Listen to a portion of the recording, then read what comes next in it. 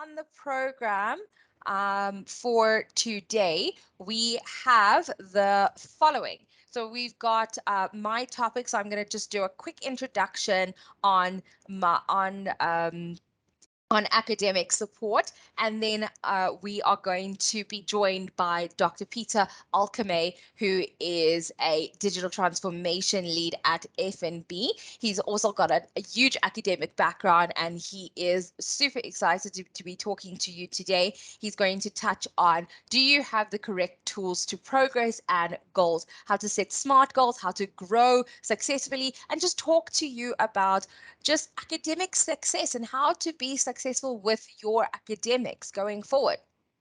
And then we are going to be taking a short break after that, and then we're going to be joined by a couple of our ex-alumni.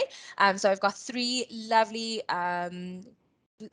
I've got three lovely alumni students who are going to be joining us today, and they're going to be talking about their challenges, how they overcome their challenges and the pressures of academics, and how they got to be successful now in their careers. And I'm sure it had to do with a lot of hard work and a lot of dedication and discipline.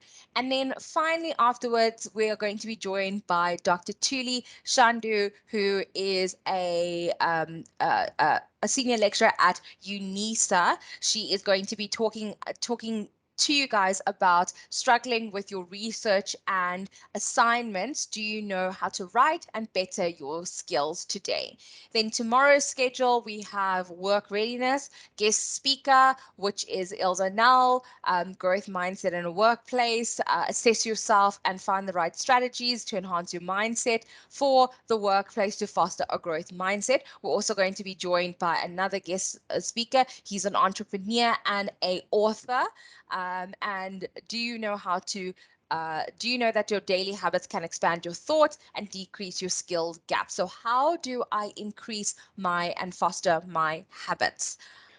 Okay, so to kick off the session, I'm going to tell you quickly what is academic support. So before I want to do that, I want to launch a poll, and I just want to share my screen quickly. There we go. So let's do that. And then, so what we're going to talk about is academic support and academic success. The first thing I want to do is I want to launch a live poll. So how would you describe academics, your academics? Sorry, there's a typo there. Great, good, just good, not good, not great at all. Okay, awesome. So how would you describe your academics? Would you describe it as great, good, just good, not good, or not good at all? Are you able to click a result, guys? Everyone, I see 11% said great, 50% said good, 33% said just okay, 3% said not so good, 2% said not great at all. All right, so I'm still going to wait for this, for you guys to just continue. I see good. I can see a couple of people also writing in the chat. That's fantastic. So, I mean, when I started as a student myself, I remember I was not that great in academics. My matric marks were terrible. If you had to see my matric marks now, you'd be like, how did she get to where I am now? And honestly, academics was never my strong forte. I used to get like 40s and 50s and just pass. I mean, my parents, side joke, my parents used to say, oh my God, we'd pray to just let you pass matric. And so academics in a nutshell is really just, it's challenging. It's not the easiest aspect to delve into. I see the 2%. I see 2% says not great at all, and that's perfectly fine. It's okay, but I'm hoping that at the end of this workshop, you will find the right tools and you will have the right tools and techniques to better your academics. So thank you for that, guys. So now, if I go back to the presentation, the purpose of academic support is really is it's really about aiming to assist the student in the academic journey. Academic support provides and supports the students in their higher education and provides the journey to progress in their academic. We throughout the block, I run academic workshops to make sure that you have the right tools and techniques for writing skills, referencing skills, paraphrasing, in-text referencing, study goals, setting finding the correct time management skills. And really that's what academic support is about. It's really about supporting you so that you can be successful at the end of the day. So this is a short video on just a little bit of motivation in terms of what you are doing. Quit, don't quit. Noodles, don't noodles. You are too concerned with what was and what will be. There's a saying, yesterday is history. Tomorrow is a mystery, but today is a gift. That is why it is called the present. Real life's a little bit more complicated than a slogan on a bumper sticker. Real life is messy. We all have limitations. We all make mistakes, which means, hey, glass half full, we all have a lot in common. And the more we try to understand one another, the more exceptional each of us will be. Not everyone can become a great artist, but a great artist can come from anywhere. Life gets you down, you know what you gotta do? I don't want to know what you gotta do. Just keep swimming, just keep swimming, just keep swimming, swimming, swimming. What do? We swim, swim. Your story may not have such a happy beginning, but that doesn't make you who you are. It is the rest of your story. So, who are you, Panda? Maybe it can, if you are willing to guide it, to nurture it, to believe in it. But how? How? I need your help, Master. No, you just need to believe. Promise me, Shifu. Promise me you will believe.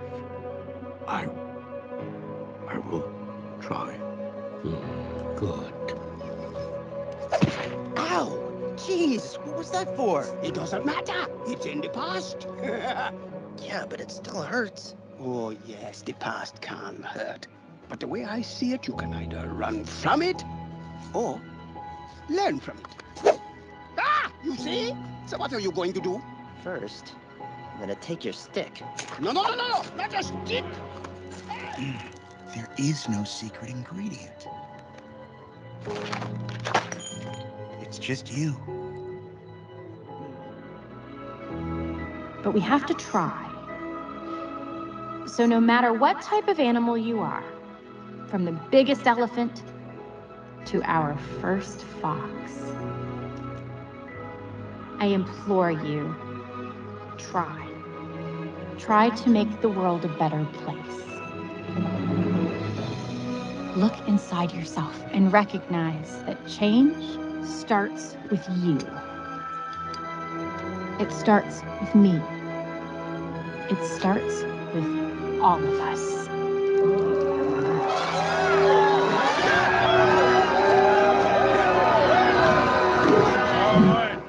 All right, guys. So that is a little motivation for you today. And the purpose of that, the whole purpose of the video was, it doesn't matter. I can see the comments in the chat going, a lot of people are matric with good or even great grades, but struggle immensely in university. Uni is a huge change. If you're not well prepared, you can go back being from an 80 to an average student, and that can seriously happen. I thank you, Zia, for mentioning that. And I see another comment saying matric doesn't prepare you for a later life unless unlike university, many of the greatest minds like Talsa never finished school. Right. So the whole point of that video that I wanted to show you is, if you weren't a great student in matric, if you weren't a great student in first year, if you weren't a great student in second year, there's always room to improve. There's always room to better yourself. There's always room, like the panda said from Confident Panda, there's no secret ingredient. It's about you. And academics is really about the amount of discipline that you put in. Now, going to the next aspect that I want to quickly speak about is focus on your goal. Don't look at any direction ahead. Now, I have the 3-step method. I always present this to students because I feel like this is a great analogy of what describes academics. um uh study Here you have the man or woman, we're not sexist, but the man or woman pushing a boulder on to the cliff. And the boulder represents your studies, it represents your hurdles, it represents your challenges, it represents, maybe you were an 80% student and now you're an average student.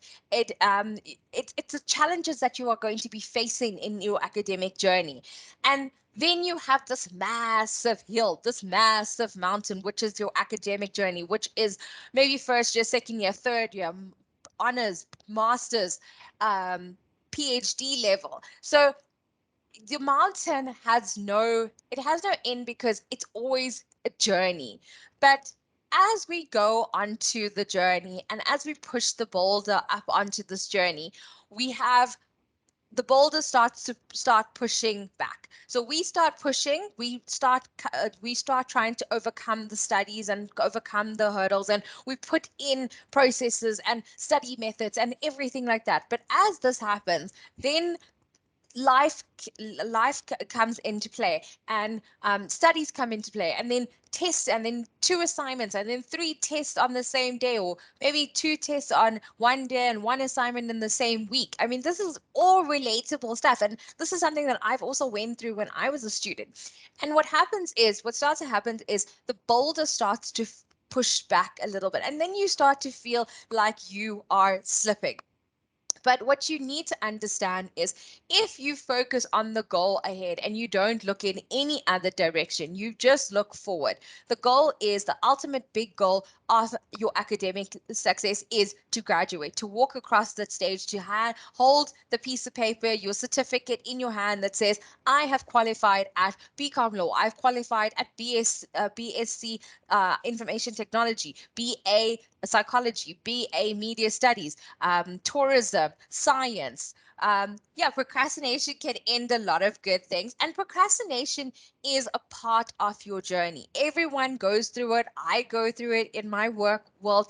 But the point is, ladies and gentlemen on the call, that you have this abundance of support behind you. You have your lecturers, you have your academic support team, you have your student wellness, you have your work readiness. You heard from the wellness team yesterday that the counselors are here for you when you deal with pressure, when you deal with burnout. So it happens, and it's okay to happen. If you go through procrastination, that's okay. It happens. You can't go through your academic journey without going through procrastination, without going through feeling lazy, without going through, I don't want to really do it. I don't have motivation to do it. That is part of your motivation.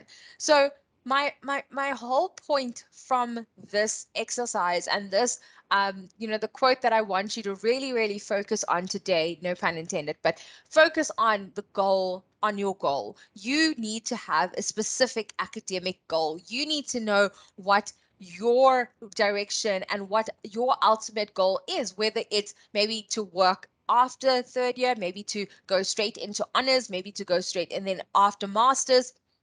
It's really about focusing on the end goal. And how do we do that? So there are 4 ways in which we do that. We start planning. We start What do you want to achieve? Plan for your block. Make sure you have all your modules. Make sure you've read through MyLMS. Make sure you've gone through every single aspect of MyLMS. I always say this, MyLMS is like the holy grail. It's got everything in it. It's got your modules, it's got your assignments, it's got your resources, it's got the academic support page, it's got the student wellness page, it's got the work readiness page. So it's got everything there. You just have to take a day and just go, okay, how do I familiarize myself? And for the new students, go familiarize yourself. For the returning students who haven't done that, haven't done that, go and fiddle around with MyLMS because it enables you to achieve your goal.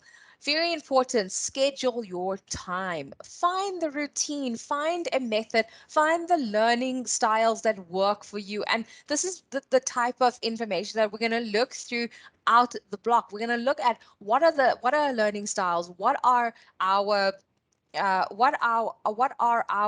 study goals, what how do I set strategic goals, and it's all about finding a balance, because ultimately, I think when the difference between secondary education versus tertiary education was secondary education, you had your parents going, did you study, did you complete your homework, and everyone like on you. And then when you move into tertiary education, it's a lot of independence, it's a lot of me, it's a lot of focusing on what I need to do, and almost you feel like a little bit lost in academics. So it's also, you want to have the freedom of going out on the weekend, but also saying, okay, but I need to study. So how do I find that balance? Then routine, develop study habits, create weekly goals that you can accomplish. Don't set unrealistic goals, set small goals, and then as soon as we've got it into accomplishing those small goals, then set bigger goals. 2 hours to 3 hours of every day keeps you on track. I know that's something that I applied in my studies during when I was studying. Just maybe 1 hour in the morning, 2 hours in the evening, and every single day. But of course, remember, what works for me might not necessarily work for you. So we just need to navigate through what is your best study method. Discipline. Now, someone once told me discipline outweighs motivation, because you can be motivated, but once that motivation disappears and evaporates, the discipline kicks in, and it's the discipline that is going to make sure that you get up at 5 o'clock in the morning, that you push the 2 to 3 hours of studying every single day. Discipline. Tertiary education relies on 70% with you, 30% on your support. Identifying your strengths and your weaknesses. So very important to just focus on how you can focus on your discipline. I can see in the chat, self-control plays a big role in tertiary education. It does, but you also need a little bit of support, because remember, sometimes even when you're at a higher level of studying, whether it's in your master's or whether it's in your in your honors degree or your third year, you need that support. You need the people to go, go, go, go. You need your champion at the background. How can you get that goal if you don't how can you get that goal if you don't really know what you want to do? For example, I don't know what I want to do. That's okay. That's okay. I thought I wanted to be a journalist at 15. I was like, I want to be a journalist. I want to go and interview. And then I went into the industry and I was like, nope, I don't want to do this. And then I changed careers and I became an academic. It's okay to not know what you're doing. That's the whole thing about studying. Studying, it provides you with also the skills that you need to kind of navigate.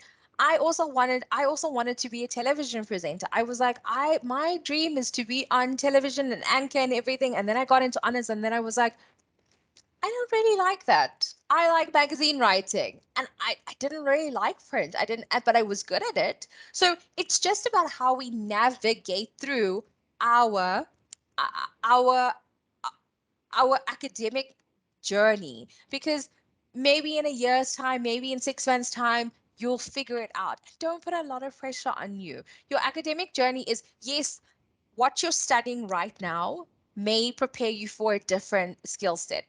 Journalism prepared me to present. It prepared me to write. It prepared me to to communicate. It gave me the skills. I'm not a journalist, but it gave me the skills to do what I'm doing now. So a couple of things that I want to just want you to take note of. These are the webinars that we're going to be looking at during the block. So getting to know my learning style, my learning preference, study plans, setting academic goals, referencing and plagiarism, a big, big, big webinar. Please make sure you join that. Time management for assessment, also huge. Understanding questions, understanding academic writing. What do I do if I miss an assessment? Very important. So make sure that you join these sessions so that you know what, and these sessions will help you navigate through the block. Um, I also spoke about motivation and independence. To be a successful student, a student needs to tell themselves you want to succeed. You are your biggest champion. If you want to pass and you have the right mindset to this, you will pass. You will succeed. You just need to know your strengths, your weaknesses. And sometimes it's a little bit challenging to not know how do I start with my strengths and my weaknesses? How do I identify that? And this is what the academic support unit really helps you to do. It helps you identify your strengths. It helps you identify your weaknesses. Um, Before I wrap up, I just want to speak about plagiarism. Now, there is a plagiarism policy on my LMS. Please go and read it. It's under the orientation and induction page. And essentially, what plagiarism is taking someone else's work.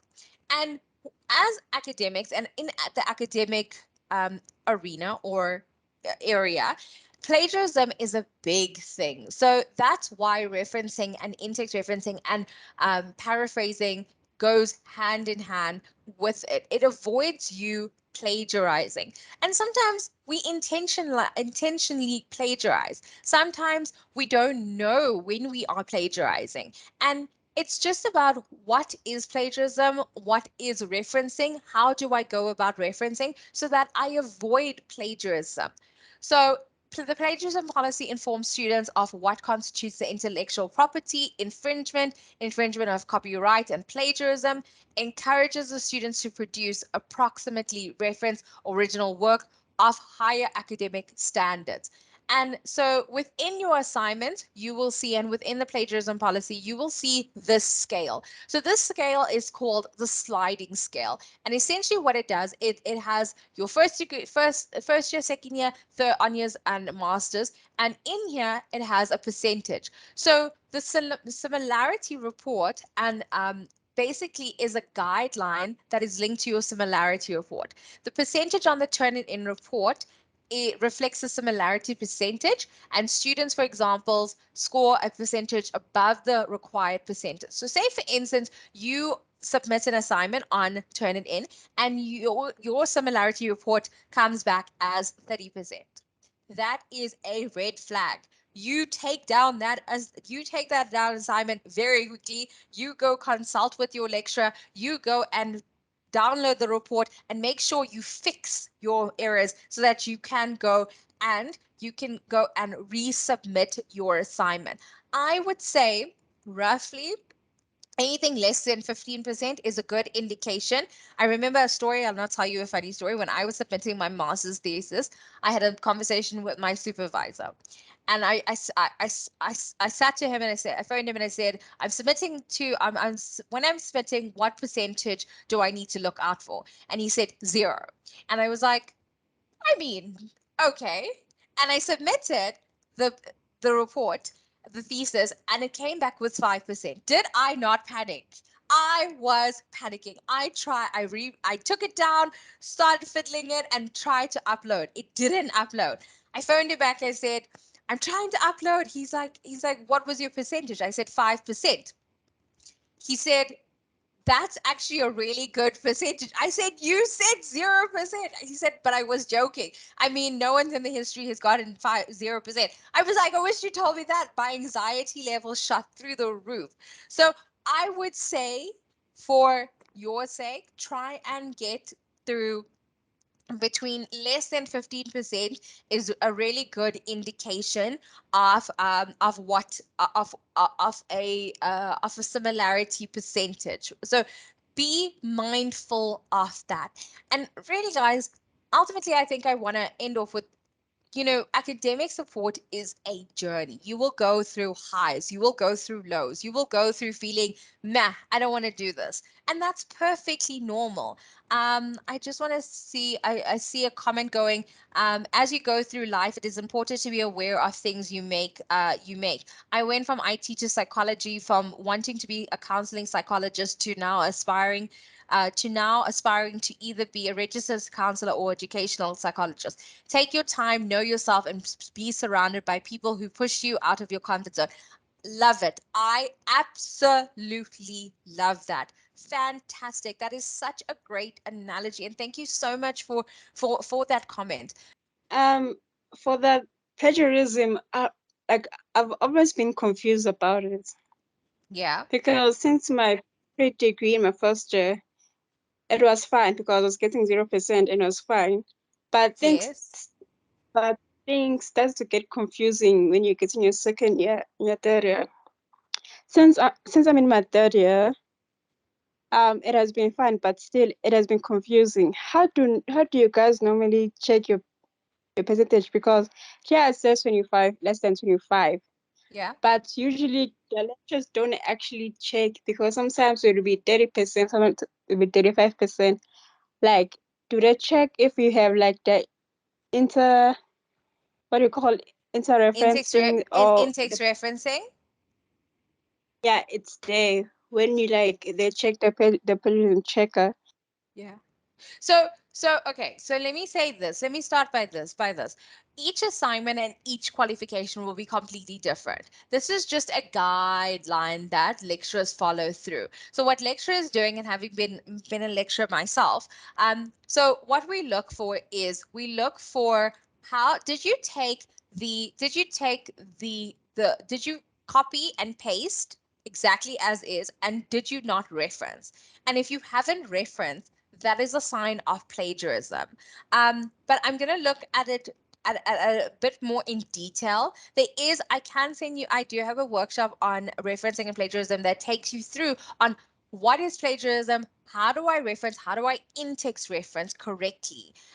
So it will really just depend on, number one, the assignment, what is expected of you in the assignment, and then how do I go about referencing within the assignment. So everything that you reference, remember, in your assignment, you're only going to include your author and your date when you in-text reference. In the bibliography, that needs to be fully cited. So I think what lecturers would do then is they would go through your bibliography and they would go through your assignment and go, but you haven't referenced there. And I think also, to be honest, when you've been a lecturer for a couple years, you pick up on the language. You can identify what is a student language versus what is an internet source. So that's also very, very important, that if you are paraphrasing, and paraphrasing is essentially taking the meaning of a sentence and rewriting it completely different in a different manner, so that you still maintain the meaning of the sentence, but you've also changed the words. You're not copying directly and pasting it.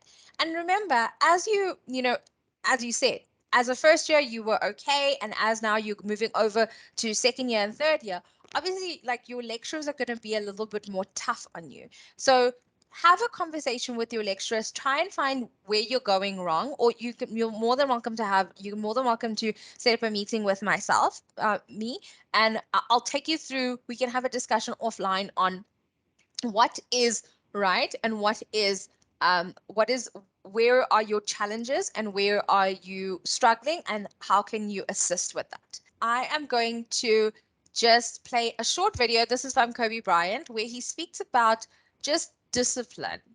So take a listen.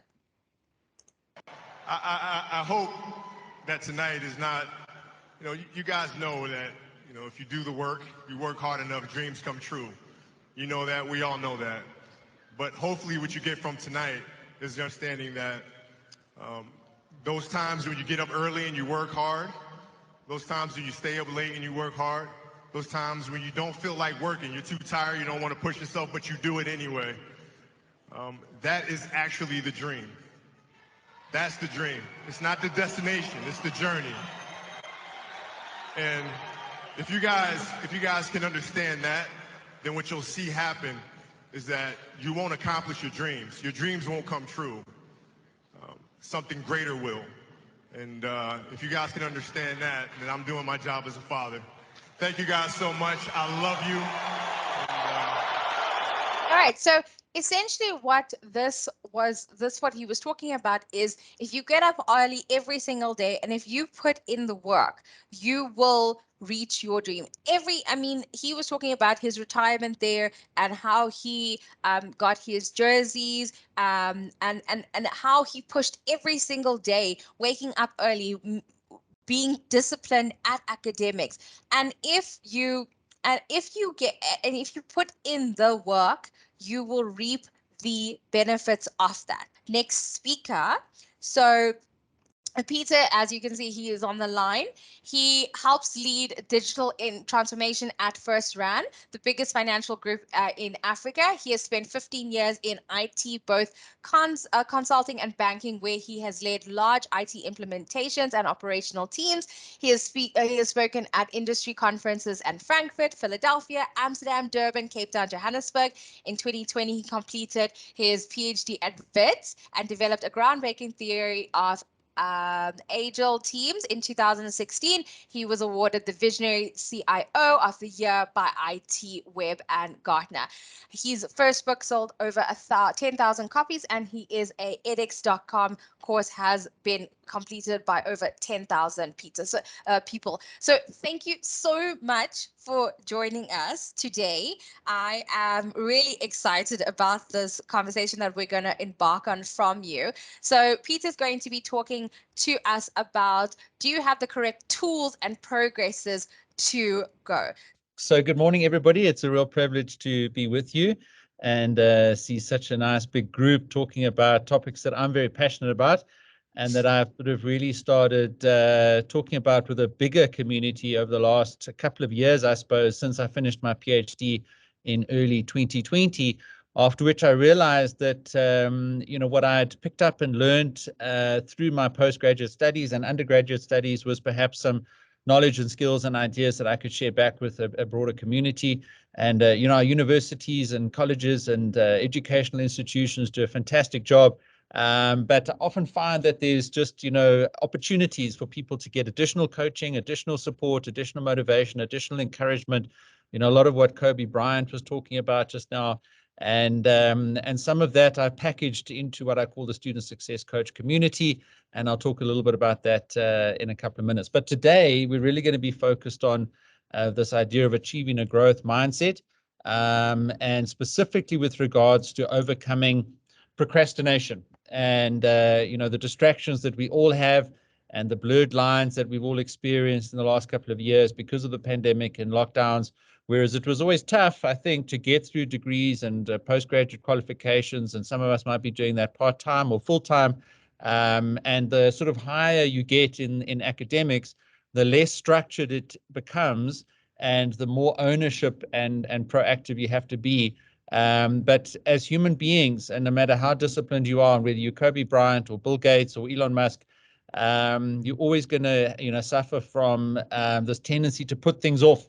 And suffer the distractions that are a lot more entertaining and sort of might take away the time that you want to put into your core goals and your studies and the outcomes that you want to achieve. So this is pretty much coming out of one of the courses that I've developed.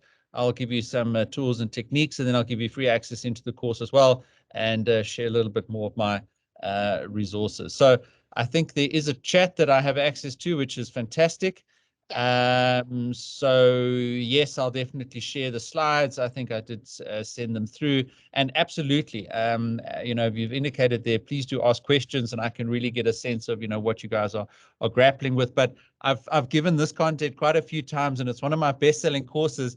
And I'll share with you some real case studies of how these people have applied these techniques in our Student Success Coach Facebook group, which I moderate, and we've got about 3,000 people in. So I'm very certain that these are relevant and topical. So I'm quite sure that these are going to hit home. But before we get there, just very quickly, as I mentioned, the Student Success Coach community and website up at the top there for a little bit more information. So I teach a range of courses on Udemy. Some of them are very directly related to studies, postgraduate, undergraduate, doing your thesis, research proposals, academic writing, referencing, literature reviews, etc. So you're more than welcome to go and check those out. And by the way, if you would like free access to any of those courses that you see on my website, please do put a note in the chat there, and I'll be able to provide you with free access to those courses. And in my community that I moderate, I always, you know, do provide people with the tools and the support that they need. Then coaching is primarily through my YouTube channel, where we go live every Friday at 12 o'clock, and I either have guests or I coach and take questions on similar types of topics. I've mentioned the community, and there's also even a podcast there. If you like more the audio type of content, I interview successful leaders and students that you can get some inspiration from. So yes, absolutely, Udemy is partnering with FMB. I've been very involved with that. There's a lot of courses that you can do. You can let me know which ones you specifically would like to get access to, but I'm going to provide access for everybody to the Beat Procrastination course, which is really what we're going to get straight into and talk about this morning. And there's very simply two techniques, two practical techniques and sort of tools and ways of thinking about beating procrastination that I want to talk about today. And the first one is this idea of burning your boats. Yes, I'll definitely post all the links there just now. And it's brilliant what you played there from Kobe Bryant talking about getting up in the morning. Now, burning your boats is this idea of making yourself accountable to somebody else, okay, so that you get something done. And we're probably quite familiar with, you know, having an accountability partner and even groups like this and institutions to a degree. And you were talking about having a supervisor and so on. There is a degree of accountability in those, but sometimes we need to make it a lot more intimate, a lot more personal, and a lot more specific. And the example that I go through in the course is a very simple one. If you decide that you want to get into the gym, lose weight, get fit, etc., and you decide you need to get up early, get into the gym to make progress on those goals. And typically, and we all intuitively know this, it's better for you to commit to meeting somebody at the gym at 6 o'clock in the morning than rely on your own motivation to get out of a warm bed on a cold winter's day. But it's very important to understand the psychology of why that works and how you can apply that principle of burn the boats to pretty much anything that you want to get done. And for the purposes of today's webinar, it's literally just getting in control of today. And you might be doing a PhD or a master's or doing a big project in your life, but any big project is going to consist of a series of successful days. And those successful days need to consist of a series of successful tasks. And all of those will add up to the big goals. And the reason that we get out of bed in the morning when we know that we're meeting somebody at the gym is not because of all the benefits of going to the gym, which intellectually we could write up on a whiteboard and we know about because somebody's paying for our studies. We've signed up to do some studies. There's no debate that we want to get our degree or we want to get fit and go to the gym. But the reason that you get out of bed at 6 o'clock in the morning when your alarm goes off and you know that somebody's waiting for you there is emotional. It's emotional. You don't want to let your friend down. There's an emotional connection to the task that you need to perform. And you must be clever about locking your emotions in to the tasks that you need to perform. And that's the burn the boats principle. And burn the boats actually comes from a few hundred years ago when there was a naval conquest of a country and they landed on the beaches. And the naval commander said to his men, burn the boats, right? And it's to cut off your escape route. And what that did for the men was to connect them with plan A and make sure that they were going to conquer that land that they had landed on, and not have a plan B mindset and say, well, I can do something else. I can get back out of this task that I've committed myself to. And if you're lying in bed and you know that your friend is waiting there, you are going to get up because there's an emotional connection to it. And most decisions that humans make are intuitive. They are from the gut or the heart or emotional, right? And you've got to connect the rational, logical tasks and assignments and work that you need to do for your studies to that emotional connection. So the techniques that I go into in a little bit more detail in the course, and I'll show you some examples of just now, is to find somebody you trust. That could be a mentor or a coach or a friend or a co-worker. It's typically not going to be your supervisor from an academic perspective, because they're going to have an academic interest in your work. You need to be self-motivated. You need to get your daily tasks done. In the student success coach community, I offer this as a platform for people not only to connect to each other, but also to find mentors. We've got 10 mentors available. It's pretty much academic students from all different backgrounds and doing lots of different degrees and at very many different universities. Plus, what I'm going to show you just now is that you can make a public declaration of a commitment that you want to follow through on. And once you've also made that public declaration to a group of people, that's also something that you feel emotionally invested in. And it's very similar to if you're talking to a group of people and you say, I'm going to get up tomorrow morning at 6 o'clock and go to the gym. You will even feel like the next time you see that group of people, they're going to ask you, did you go to the gym? So there's that emotional connection to something that you want to achieve. So very simple. There's lots of different ways that you can do it.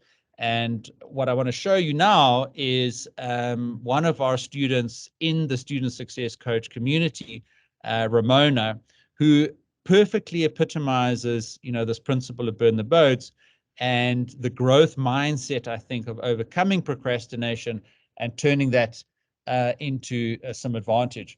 So 7 o'clock in the morning, she's in our Facebook group and she sees other people doing this as well, burning their boats and getting the commitment from a personal perspective to the task that they need to do for the day.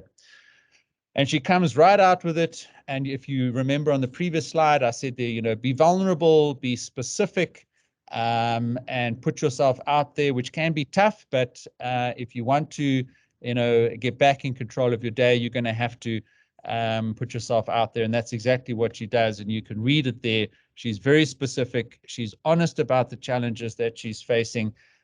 She's been procrastinating, but she wants to get back in control of what she needs to get done. And she's very specific about today. It's not about, I want to do my PhD or I want to do my master's or I want to achieve this in 6 months. You have to be specific. Your growth mindset and your ability to beat procrastination has to be about today, because that's pretty much what you can control. Don't worry about the past. Don't worry about the future. Today and all the todays over a period of time are going to add up to what it is that you want to achieve. And I'll pop a link into the group there. So yes, absolutely, you can have all of those links, and let me just do that quickly now. Then you guys can absolutely take action, which I think is always very good. So there's the Facebook group. There's the website. Okay. And then what I'd love to do is to offer you guys access to my mailing list. So as new courses come out and as I sort of update everybody on webinars, etc. And then actually this Friday, I'm not too sure, what sort of, where you guys are at, but this level thesis and the principles that you learn there, you can pretty much apply at any level of academic studies. Okay, so I've given you the Facebook group, and that's really the primary community, if you like, within which you can apply this principle of burning your boats. And if you go into that community, it's private, so I'll, go through all the requests in the next couple of days or so. You can actually go and see Ramona's post. And what happened after that post was that everybody was encouraging her. And everybody said, Ramona, yes, you can do this, go for it. And then I sort of said, okay, well, I'll check in with you during the day. And you can see there that she says by midnight, tonight. So she's very specific about the deliverable. She's very specific about what she wants to achieve. So I actually stayed up and I commented on her post at about 10 o'clock. So there was a lot of interaction, a lot of support, and a lot of encouragement from an emotional perspective for Ramona to do what she had committed to doing. And here you can see the evidence of this. And when I do these webinars and I do these talks, you know, you can theorize on this and you can look at people that have achieved great things and you say, but how, make it real for me. How can I take action and how can I achieve something from these techniques? And that's exactly what I want to show you today. And this is the picture that Ramona posted at about 1 o'clock the next morning. So she didn't quite make the deadline at midnight, but 1 o'clock, good enough, right? She got her 3 units of law done in that day, and she went to bed feeling like she had overcome procrastination. She had taken a growth mindset, made herself accountable in the group, and got through that work. And once she had done it for one day, she could do it for the next day and for the next day and for the next day and for the next day.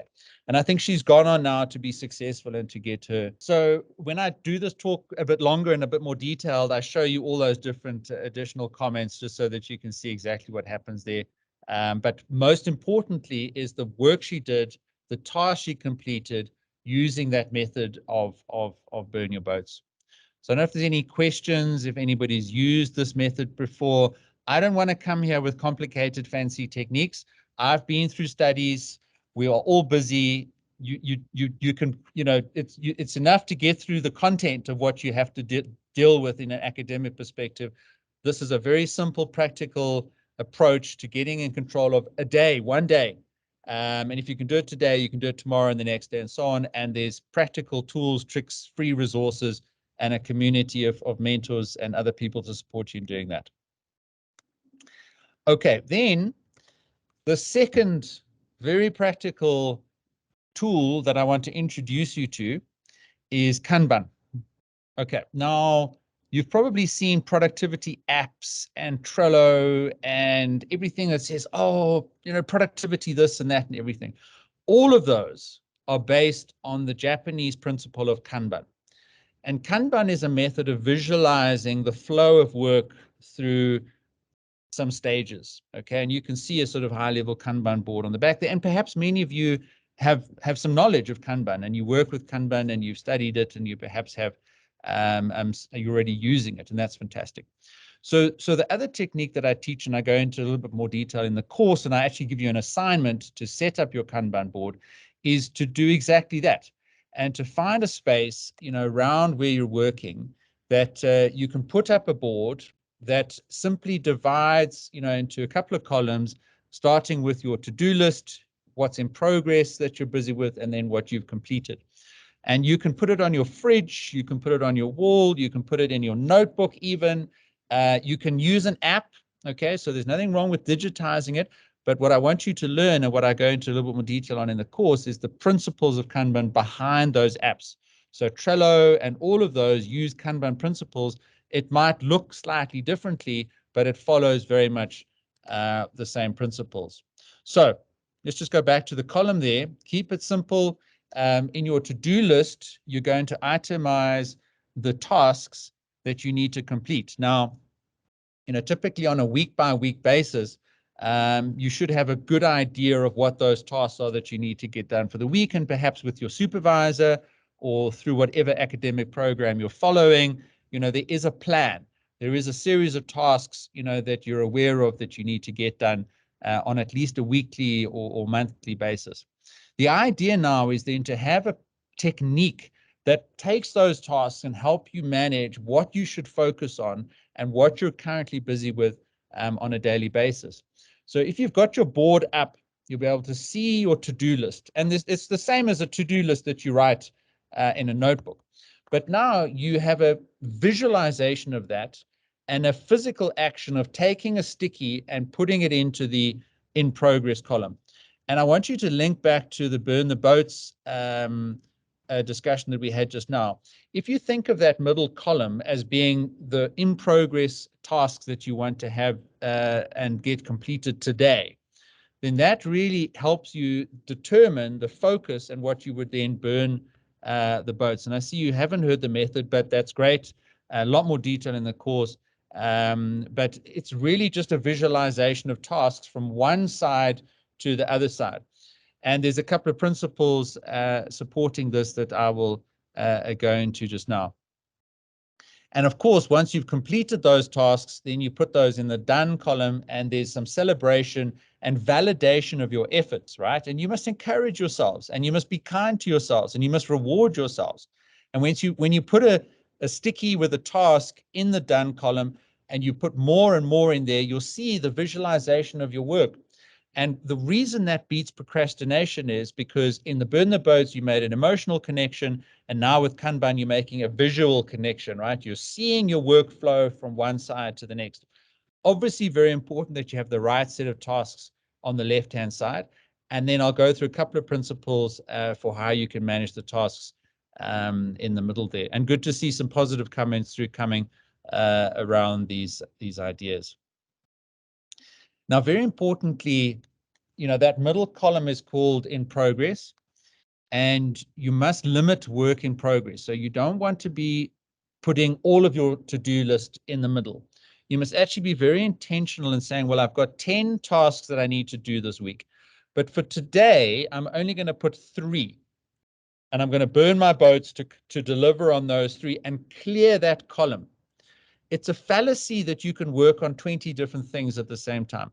For a given day, just like Ramona did, you need to say, I've got 3 units of my law module that I'm going to complete today. I've got 200 words of my assignment that I want to write today.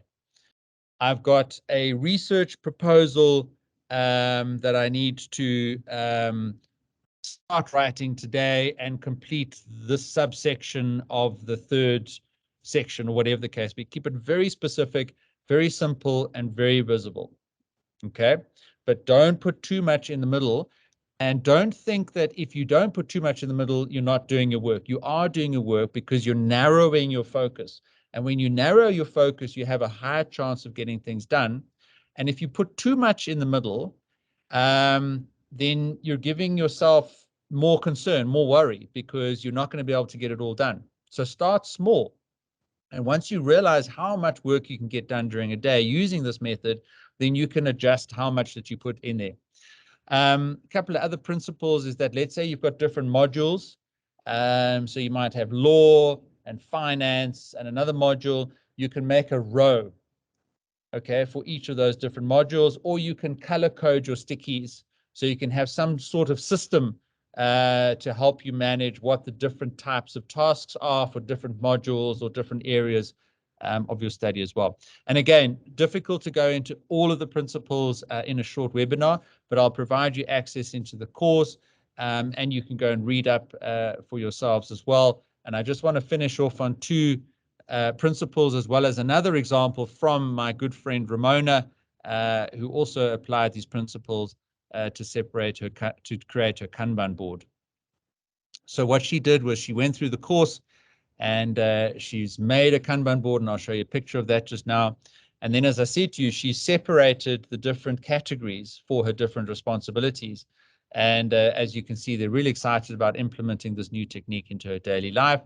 And there it is. There's a picture, and you can make it beautiful.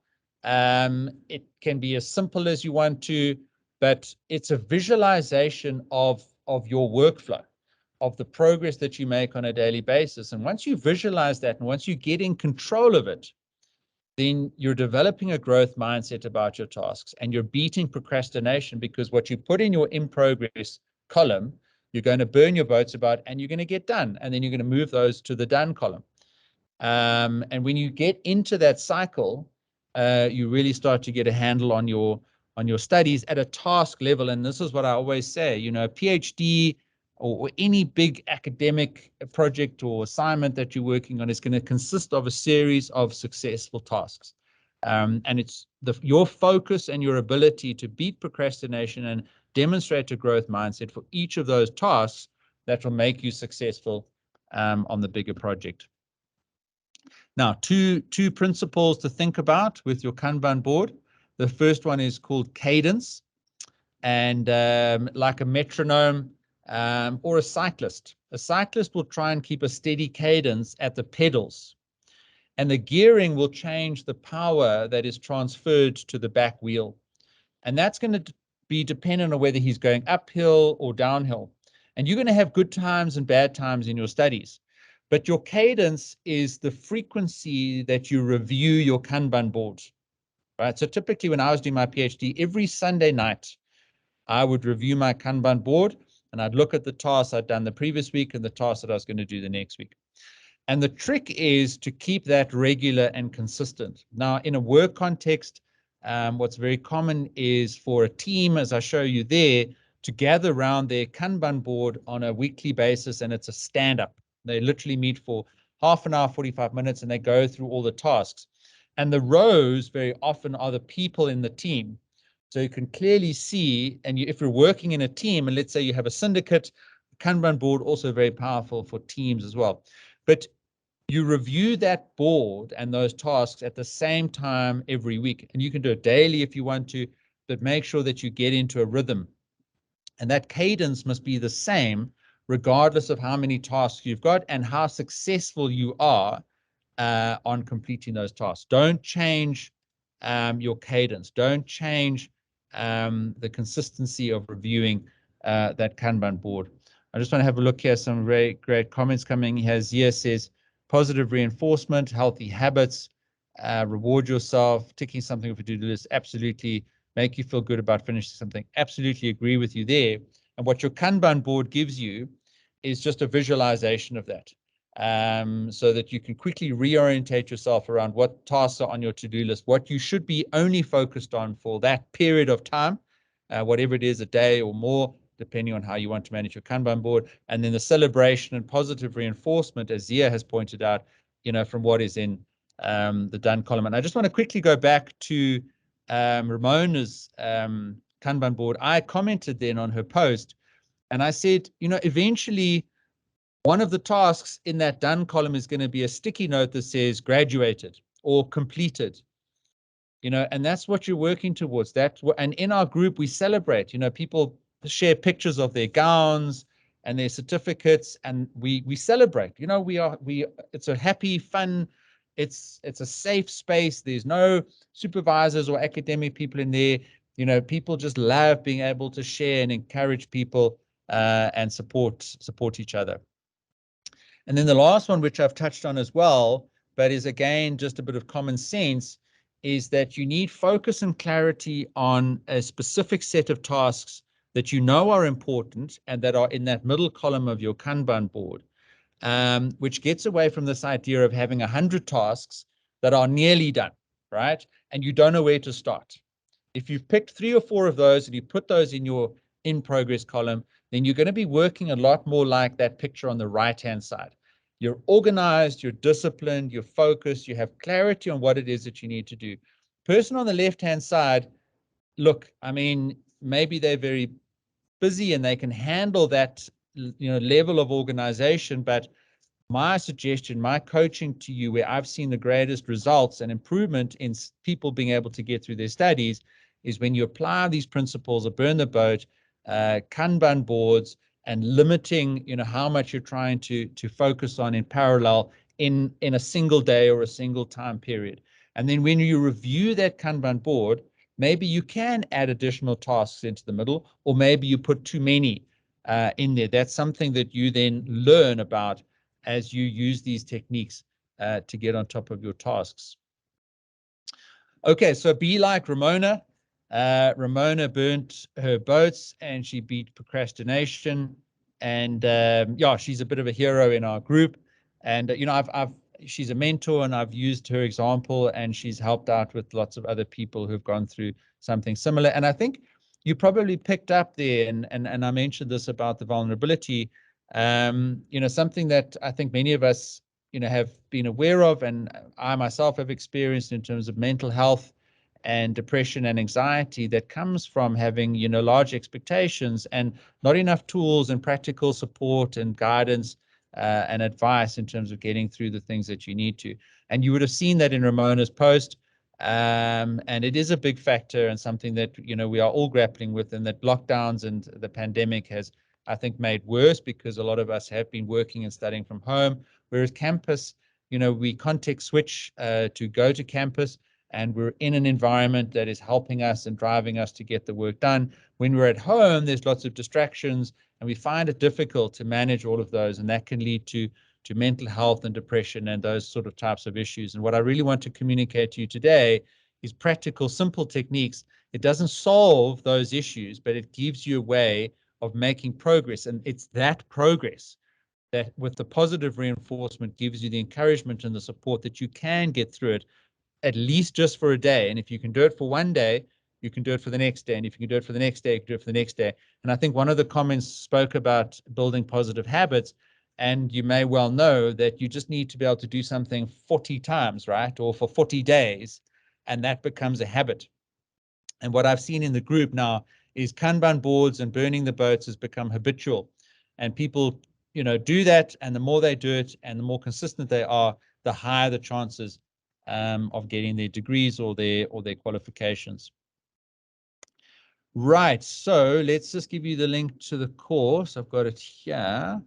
And in that course, a lot of reinforcement of what I've been talking about today, a lot more detail about the principles, and then, of course, the assignments, as I mentioned, for you to go and create your Kanban board, introduce yourselves into the community, both in the Facebook group and in the broader group of people that are doing the course. And you can see there, I think this is a little bit old, but yeah, decent rating, nice comments. You can have a look at that course landing page. And I've given you all free access into the course. And Chanel, you can share that link more broadly. Put it on an email list. I think everyone needs to enroll within 5 days. So it's free access into the course. And then once you've got access to the course, you've always got it available for you to go back in and get a refresher and do any of the lessons as you need to. So guys, short and sharp from my side. I'm keen to take a couple of questions, and if you want to have a conversation, put your camera and your mic on, and I can support you from that perspective. But plus, if you want any other courses, please just do make a note of it in the chat, and I can go and quickly create a coupon. Because I'm the instructor, I can give free access into my courses. Otherwise, you're more than welcome to go and browse my course page and then come back to me at a later stage if you want me to help you with anything. Thank you so much, Dr. Peter. I really appreciate it. That was so amazing. I've actually never heard about the burn the boat method. I thought that was actually really, really cool, and how you applied that and linked it to the Kanban board. And I am a firm believer of the visualization. I did it during my studies as well, in my year of, I would say, my growth year. So I definitely learned from it. There was a question, before I get to Zia's question, there was a question earlier, and I don't know, maybe if you can answer. A student asked, what if you don't know what is the goal and what do you want to achieve? So how, as a student, can you go about, figuring life as we go through your academics? Because sometimes, I mean, you reach maybe a second year or third year and you go, maybe IT wasn't for me. Yeah. So I'd invite you onto our YouTube channel, because I have had a number of interviews with educational psychologists who grapple with exactly this. So we've talked to educational psychologists. I've talked to people like the South African Graduate Employers Association, Kathy Sims, Tracy Ashington, who does a lot of great work around counseling and coaching graduates and understanding what the job market is, so the demand for the skills, and then matching your skills and aspiration and ambition to that demand, and helping you figure out what the right path is for you to take. And sometimes it's maybe more important to knuckle down, get your degree, and think about an inflection or a pivot at a later stage. But sometimes it's no point carrying on if you are completely demotivated by taking the wrong degree, and you do need to have a course correction. But that's a bit of a bigger picture sort of conversation. My answer to it now would be to join us in the YouTube channel, and I'll put the link there, and I will just quickly go and dig out one or two of those webinars for you to have a look at, which I think would be relevant to answer that question, Panel, because I don't have a sort of stock standard answer to that. Yeah. I would say that the educational psychologists that we've had on the YouTube channel and on our webinars have been very insightful, and often well worth to invest, a counseling session with them to look specifically at your situation. Reynard, free access to machine learning in Python. You're very quick. So yes, I can absolutely help you with that. I would know a love. lot of us struggle. I know a lot of our students, especially the IT students, have been really struggling with Python. It's not the first Sure. time I've come across that. It is, I think and I know that's why I think Reynard is asking that question.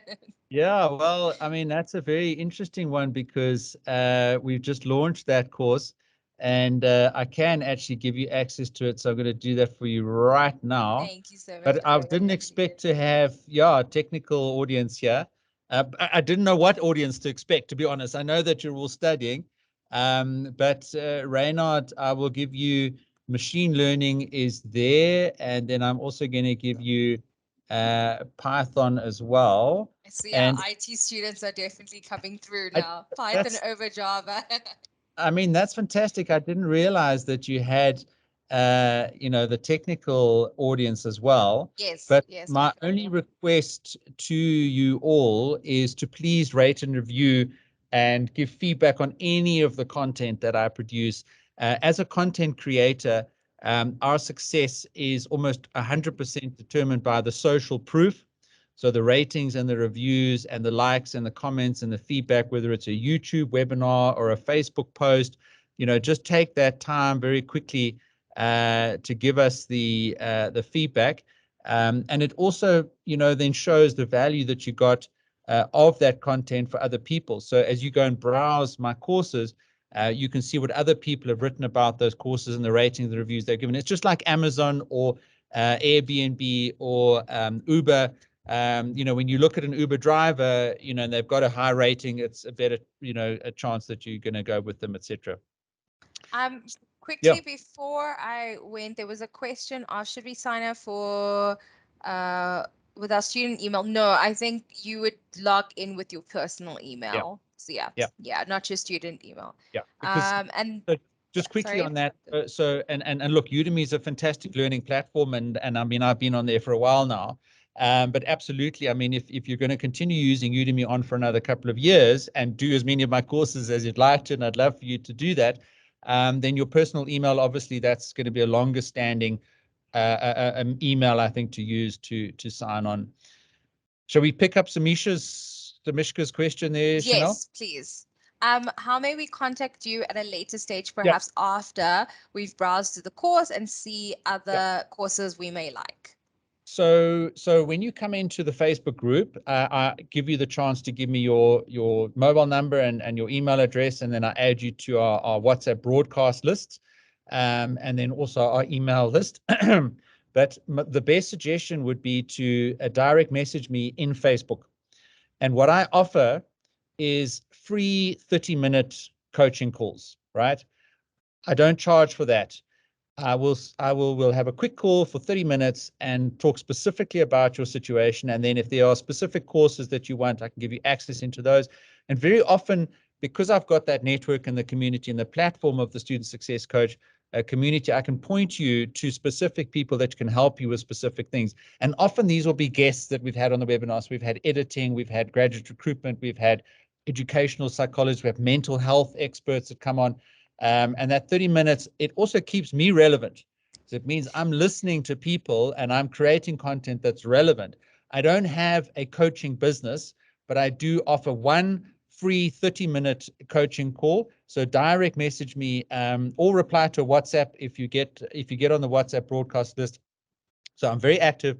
Facebook Messenger or WhatsApp is the best place to contact me. And Samisha, through there, we can stay in touch and I can assist you with courses as you need. So from sorry, Peter. Just from my side, guys, we are on the Teams channel, so I'll be reposting some of the links again onto the Teams channels again to just communicate that with. So if you, again, I said yesterday, this is literally your gold, and you can't see it now because I have a background, but screenshot all the links, and so that you know what the URLs if you've missed it or anything like that. But I will be reposting them at a later stage after the talk. Chanel, what I'll also do is I'll write an email to you straight after this with everything, and then you can bang that out to everybody. Awesome. I saw a question there looking for finance. Now, we have actually just launched a finance course as well called Finance for Non-Finance. So I'm not sure if people are looking for in-depth finance principles. If you're doing a finance degree, then that's not this course. This course is if you just want the basics and the conventions and the overview of finance and the accounting principles like balance sheets and valuation, etc. It's geared towards people who will need to know about finance, but perhaps are not going on a finance academic and career track. Yeah. So I think, guys, please stop pinning things to the chat because I pinned my the registration form, but someone unpinned it. But it's okay for now. You could pin it. It's all right. But yeah, no. Thank you for that. I think from my side, Peter, I think now I understand what the students are trying to gauge. We have a lot of students that maybe struggle with finance, their accounting skills, case study questions, application questions. So that's really just the areas of focus where the students really struggle with. And then you have the technical guys, the IT guys, that obviously with the Reynard said, Python and them. So maybe we can take a call offline and then discuss some of these things, and then I can communicate that with the students. Yeah.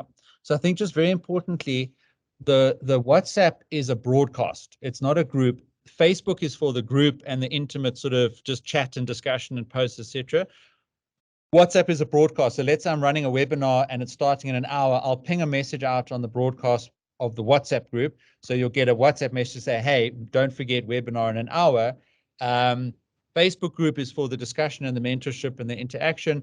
And when you come into the Facebook group, I give you the chance to provide your email and your cell number. You'll then automatically get loaded onto the mailing list and to the WhatsApp broadcast group. And from there, you're plugged into the community. You can get all the benefits from there. Thank you. And last thoughts from my side is just number one, please leave ratings and reviews and feedback and comments and likes on any of my content. And second of all, I'm passionate about this because I believe that people like you are able to solve the big problems of the world that we're all facing. And getting you through the academic process, helping you get the skills that you need to, is going to just accelerate and support you in that journey, because that's how I'm giving back, is to support people like you who are much cleverer than me and doing stuff and degrees that we need in the world, that we need people to be champions on and successful. So that's sort of my motivation and driver, and I wish you all absolutely everything of the best. And yes, I work for FMB, so we're also very active in the grad space. So maybe I'll connect with you through that as well. But look forward to seeing you all in the Facebook group, and I'd love to see some of you burning your boats. And when you burn your boats in the Facebook group, please do say that you were in the Eduvos webinar with me, and then I can and support you. Oh, and by the way, Chanel, we run a couple of laptop giveaways. So we get donors. Yeah, so we get donors who donate money and laptops into the Facebook group. We're actually busy running a laptop giveaway, which we're going to be announcing next week. And actually, the last one, we had one laptop available. And because of the response we got, the donor said, here's 3. And we gave 3 laptops to people in the group. So I'll send you the link to that webinar as well, your email that you can send out as well. So but from my side, all the best, guys. All right, so it is 11 o'clock on the dot.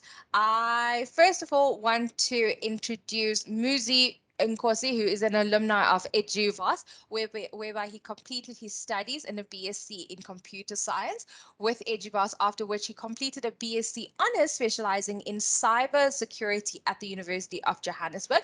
He is currently employed at the Liberty Task GH, where he is a junior software engineer. And then our next alumni on the call is my thing, Pi Malumba, is a health worker who has a passion for equality, poetry, natural hair, skincare, with a journalism degree from Eduvos, previously known as Pearson Institute, and identifiably by either her large afro and colorful locks. Pi continuously provides the latest information, be it beauty, wellness, equality, on how one can adopt a healthy and contagious lifestyle. She's also freelance and she works for the magazine Longevity. And then also joining us on the call, Quentin Lawrence is a passionate news writer who is currently employed at Media 24. He is a news assistant. His role entails capturing the day's news in bit-sized videos, making sense of media theories, and every so often humming to Taylor Swift. He graduated top of his class in BA journalism and now is trying to do the same while he is completing a BA Honors Media Studies. So, guys, hi, welcome. Are you guys on the call? Muzi, Pi, Quentin? Yeah. Hello, can you hear me? Yes, I can. There we go. Hi. Muzi, where are you? I know he's on the call. Hi, I'm here. I'm at work. Can I turn on my camera? Let me just go to one of the boardrooms if any of them are free. Please. Yeah. Because these students need to see who were the students of Eduvos, well, previously now known as Eduvos, and who and how they, they want to make sense of not a robot, Muzi. I mean, you work as a junior software engineer. So there we go. There's our 3 alumni. Okay, so thank you so much for joining us, guys. I won't take too much of your time. I know you guys are super busy in your day-to-day jobs, but I think I'm gonna start with Pi. I'm gonna put you on the spot because I know you have an interview. Okay. Yes, I do. You know, freelancing never stops. Definitely. So I really wanna. I'll go through Quentin and then Muzi back to back. But let's start with you, Pi, and really describe your journey with us, what you studied, or why you decided to study, and then what was your first expectation when you started as a student, and how did that change over 3 years? Oh, okay. Now I have to think back because I graduated like 5 years ago. It feels like a lifetime. Let's see. I studied a Bachelor of Arts in journalism, and it was something I'd always wanted to do because I was always very creative and I was like obsessed with writing. And I felt like journalism was like the best segue for me to experience that. So I did a foundation course at the time because I remember my maths marks weren't the best for me to immediately start first year. So I did a foundation vision course. I don't know if you guys still have it there. We do. Yeah. Okay. So Yeah. So I did pre-degree, exactly. I did that course, which I think in a way it did help me because I'm sure the other students can relate. For some of them who didn't do the pre-degree course, there's definitely a shift when you go straight from matric into first year, and it's like it's a change. It's an exciting change, but the shift is like, whoa, okay, they really just throw you into the wilderness and you have to find your footing. Whereas with pre-degree, looking back, I was lucky that they eased us into it. Like at the time, I was annoyed that I had to do pre-degree. I couldn't just go straight to first year. But looking back at it, I kind of realized how easy it was for me to shift into first year and into the varsity life and the varsity experience. So initially, I was excited to come to varsity and experience. I'll admit that I was more excited for like the party side of things and just the cultural shift and everything. I'll admit that. I'm sure a lot of students. I'm sure a lot of students still have that idea. Like let's turn up. The streets are open. But yeah, I think Pearson did also because it was such a small. It's very intimate. It's not like other universities where I wasn't expecting the lecturers to be that concerned about us in the sense that they have more time for you. Whereas in like larger universities, I think people who've done that honors like Quinton, He can tell you that like when the larger universities like Wits and UJ, that one-on-one time that you have with the lecturers, it's rare because there's like 50 other thousand students they need to focus on. Whereas with piercing, it's more intimate. And obviously at the time, the last thing you want is to have your lecturer kind of baby you and parent you. But then by the time you actually see like, no, they're actually trying to work with you and help you get to where you need to get to. Which, looking back, I appreciate. So thanks for that, Chanel. Thanks, bye. Muzi, what was your first experience like? Your expectation like when you entered first year, and how did that change? And what did you study? Well, I gave you an introduction of what you studied. Yeah. So let's skip to the your expectation as a first year. Okay. I didn't have that much of an expectation as a first year, no lie. If I had to genuinely think about it, but one thing I can agree with Pi with is how coming from a small campus to a very big campus, it's like a life change. It's a very big life change. Trust me. My expectations really were, I guess, the party life as well. I guess the party life. Hey, what else? But more other than that, it was. I expected first year to be what I saw on Grownish. I don't know if any of you guys have ever watched Grownish, but I thought it would be exactly that. Going to class and then coming back and then having free time with friends. That quickly changed when I got to varsity.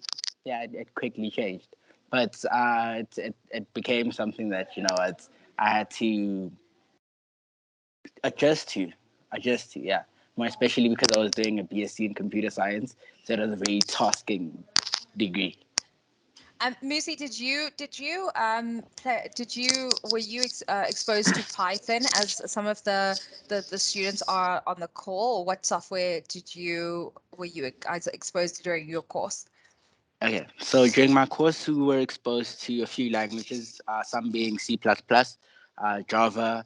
Uh, I guess right now what we do or what's being taught at Eduvos is C sharp, right? So when I did it, it was C++, but C sharp is also a very good language. So C sharp is something that I did have to learn on the fly because I did try and become a tutor for like a few of my friends that were in lower years than me. So that's one thing that I also had to learn.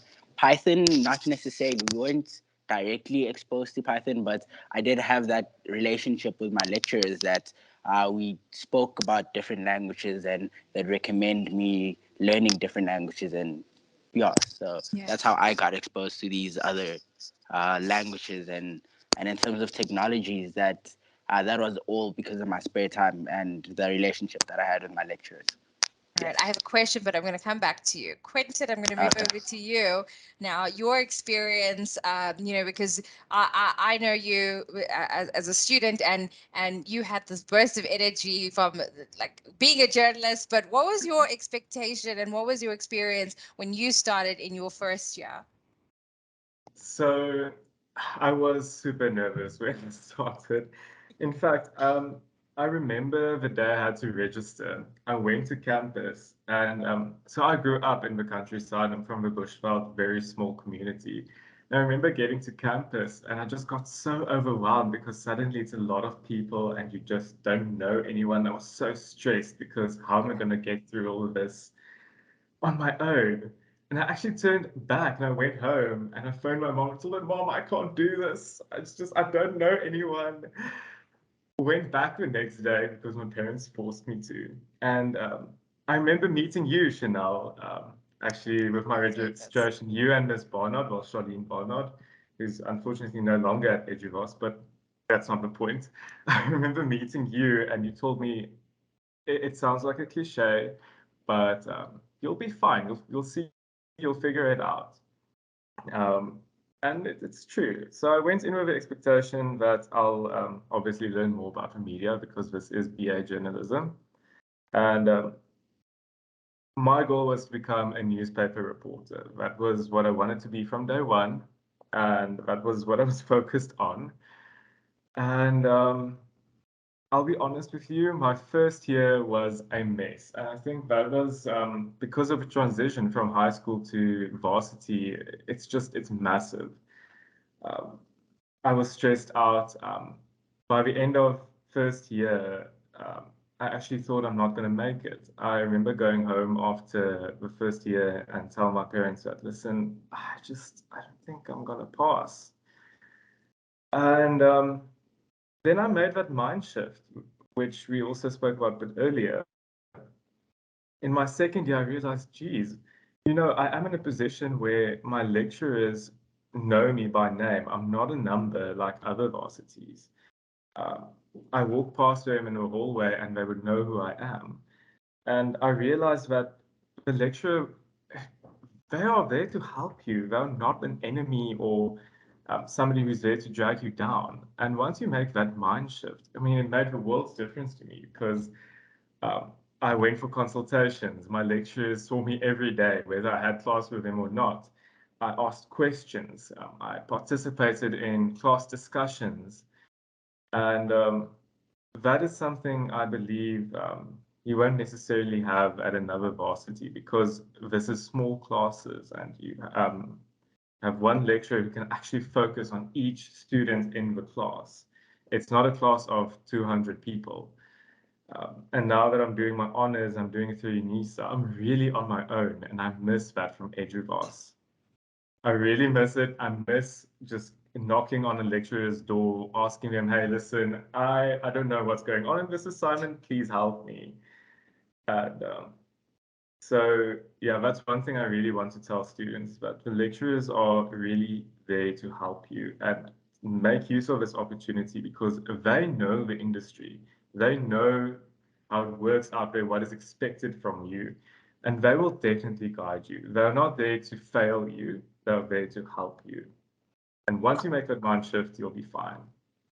Thanks, Quentin. Pi, Muzi, did you also struggle a bit with that transition from secondary education to tertiary education? I think I'll For let me, Pi go first. okay.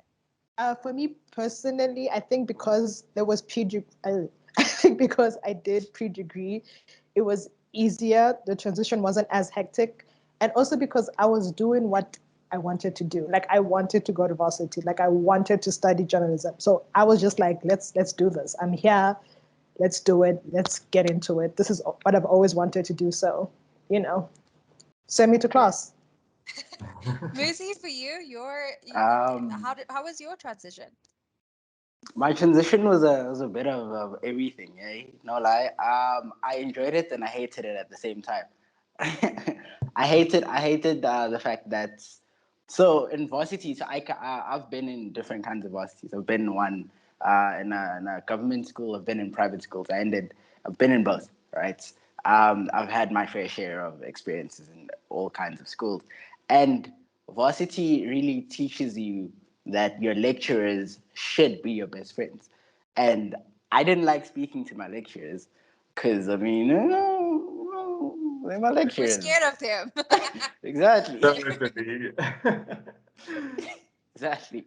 So the transition was a bit of a something that I had to get used to, something that not everyone would just jump into, and yeah, I wanted to do it, but I still hated it. I didn't hate it. It wasn't my fancy. Let me not use the word hate. It wasn't my fancy, but it was one that was worth taking, and I enjoyed every step of it.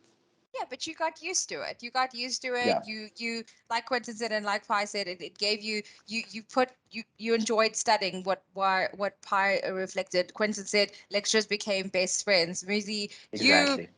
towards I suppose your second year and your third year, then your lecturers became your best Yeah, friends when you were exiting, I suppose. In the exactly, first year, yeah, you struggle to get along, but it's from your side exactly. actually. Lecturers are used to having students. It's you as a student who needs to make that mind shift. And Yeah. Yeah. I mean, it's normal. I It's remember because I it's wasn't the nicest to Chanel on her first day as a lecturer. I remember from our group, the lecturers always, well, after our first year, they always said that we were the worst first year group because we would complain so much. And Honestly, yeah. And it's I because we think didn't us as really give well. the lecturers a chance, eh? I think it's Yeah, also really. because we expected a certain level of freedom in first Yeah. year, and then the lectures were just there like, no, you guys are free, but You don't forget still why have you're it. here. You're here for a reason, and we also need to do our job, so you have to work with us. And we're like, no, you're not our parents. Leave us alone.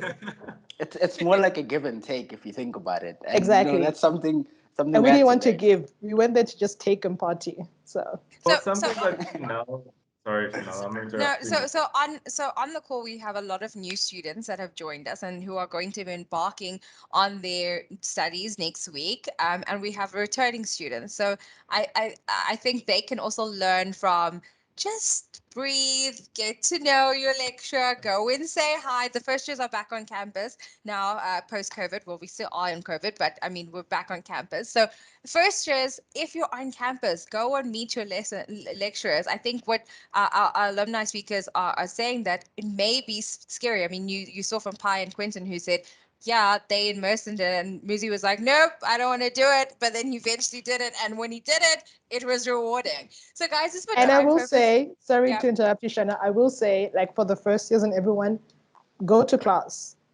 And also, Yeah. your lecturers see you. If they see you going to class and they see that you're not, like, they see that you're focused on your studies, but they also feel that you may be struggling with certain things, they will be willing to help you because they know that you're serious. Like, if you don't go to class, I'm not saying the lecturers won't help you, but don't expect a warm greeting when you go to the office and ask for You always assistance. set an impression, yes. Yeah, I exactly. Make a completely good impression that you're there to do what you need to do. I So agree with you. I thank you for bringing that point up, I, and I think that's such an interesting point. And just to give you guys context also. So our second years are, I think, are half on campus, half online, and our third years are online. How can you, as a student now, because we now went into COVID and COVID impacted the world of education online, how do you, as a student, also make what would your advice be for the students on the call to make your presence known in your class online? Oh, gosh. Online, okay. I think maybe an email. Just check in with your, like, when your lecturers, like, I'm not really sure what the system is, but I feel like if your lecturers send out an email about, let's say you have an assignment due, I think it would be good to just, like, if you have like a rough draft, send it to your lecturer to look over and to provide feedback. So I think in that way they'll know that you are focused on getting the marks and you are focused on completing it in a timely and efficient manner. Yeah. So Quentin? my third year was online because of a pandemic. And I agree, definitely reach out. Ask questions, but don't go to a lecture and say, hey, listen, so chapter two, yeah, I don't know. Ask specific questions. Go to them and say, listen, I read about this and this. I don't understand. Can you please explain to me this theory and give me an example? Then the lecture would be like, you know what? Yes, that this specific theory, and that explain it in detail because that's a detail you want and that you need for your exams and assignments. Then also from experience in my third year, um, follow up on feedback. If you get an assignment back and your lecturer made notes, ask him about it. Ask him how they would have done it if they can give you an example. That helped me a lot because then you know, okay, but this is what the lecturer wants. So they don't really think this what you did was correct. So this is the way forward. And just having that interaction, it builds a relationship already.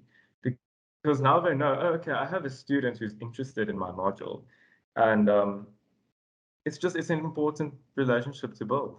And I'd like to make a point about building relationships and how it can help. I built a relationship with Chanel during my studies, and then she helped me get an internship at SABC. Yes. So Build Martha the also, relationship, build the I'm just relationship saying, with your guys, lecturers. Guys, these are two build of relation. You'd be my surprised. students, and Muzi and I would, but the reason I pulled them in was it's because they have valuable experience. As Pi and Quentin said, and even Muzi, I'm sure Muzi will agree.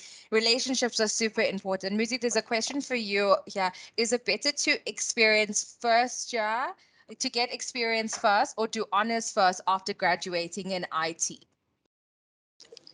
Um, is it better to get experience first or do Job. honors?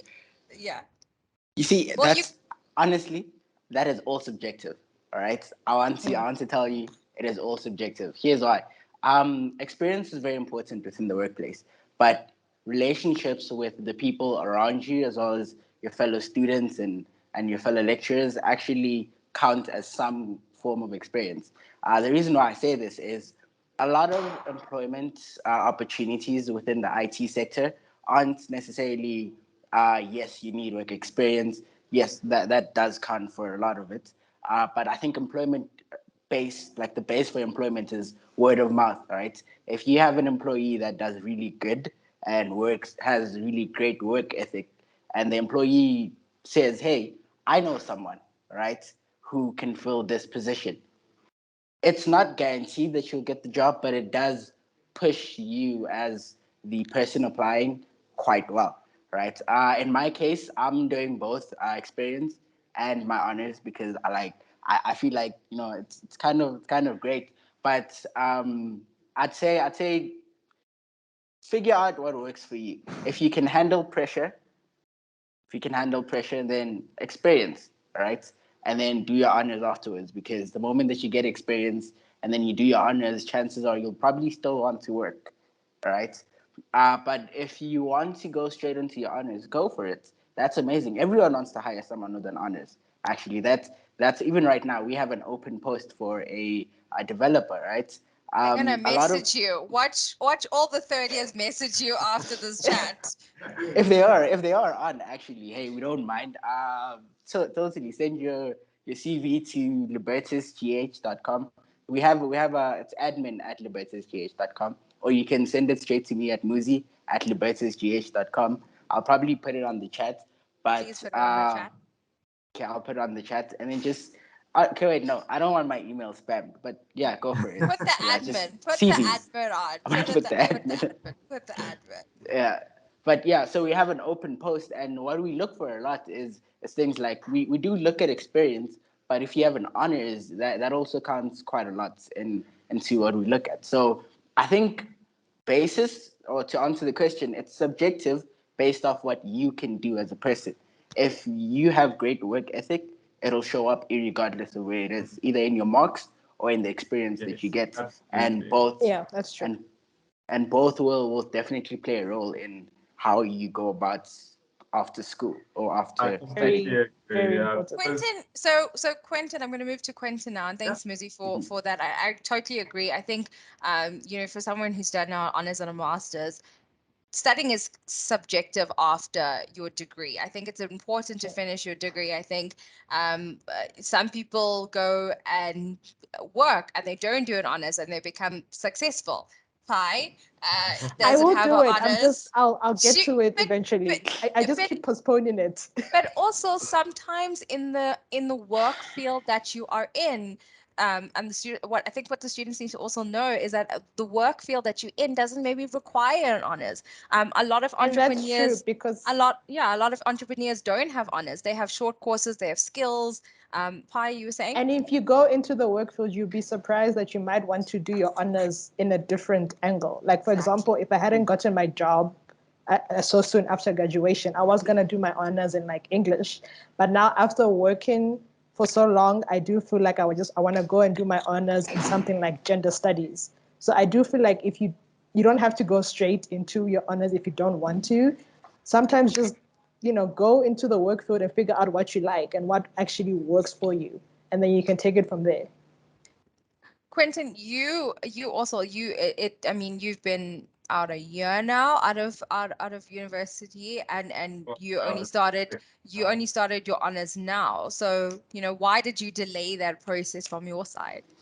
So, well, I thought I'm going to walk out at Eduvos and into a job, and in theory, yes, but you have to keep in mind, and this is actually a message I have for third year students specifically, is that if you slack academically, I don't know how you're going to get a job, because when you walk out there, you basically only have your academic record and you only have your lecturers as your reference.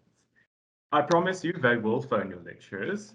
I know Media 24 phoned Chanel to ask about me. They will phone your lecturers because that's the only reference you had. You are new in the industry. So they will look at how you, at your achievements in varsity. Because remember, you are competing with experienced people, with more educated people, especially in this economy we're in right now. For example, in our industry, a lot of senior journalists lost their jobs and they're actually willing to work in junior positions right now. Yeah. So you are competing with bigger names, with known people, with people who have that byline, which you don't. Yeah. So your academic record is everything, guys. Yeah, I Pa, just you wanted wanted to to add? echo what Quinton was saying. Your work ethic, guys, please do your work. Please do it on Yes. time. Please don't slack, because that is one thing that we cannot teach. That's one thing your lecturers cannot teach you. Like, if you're gonna work, work. And I don't care which industry you're going into. Work ethic is so important, and there are no second chances in the world. Like, we just had to like let go of someone because they weren't doing the work, and then and we replace them just like that, because there are a bunch of people out there who want your job and who honestly will probably just take it for half the amount that you're getting paid, especially in this economy. Like, do your work, do it on time, submit your assignments, don't ask for extensions, because that habit of asking for extensions and asking it's not something that you want to get used to. Yeah. You need to be I able mean, to meet deadlines and do what needs to be done by a certain time. so I'm glad that you brought that up high, but I'm sure all of you missed the deadline, and I'm sure I all of would you never. No, I are did. would still Nah. expect never. an I am a extension on professional. something.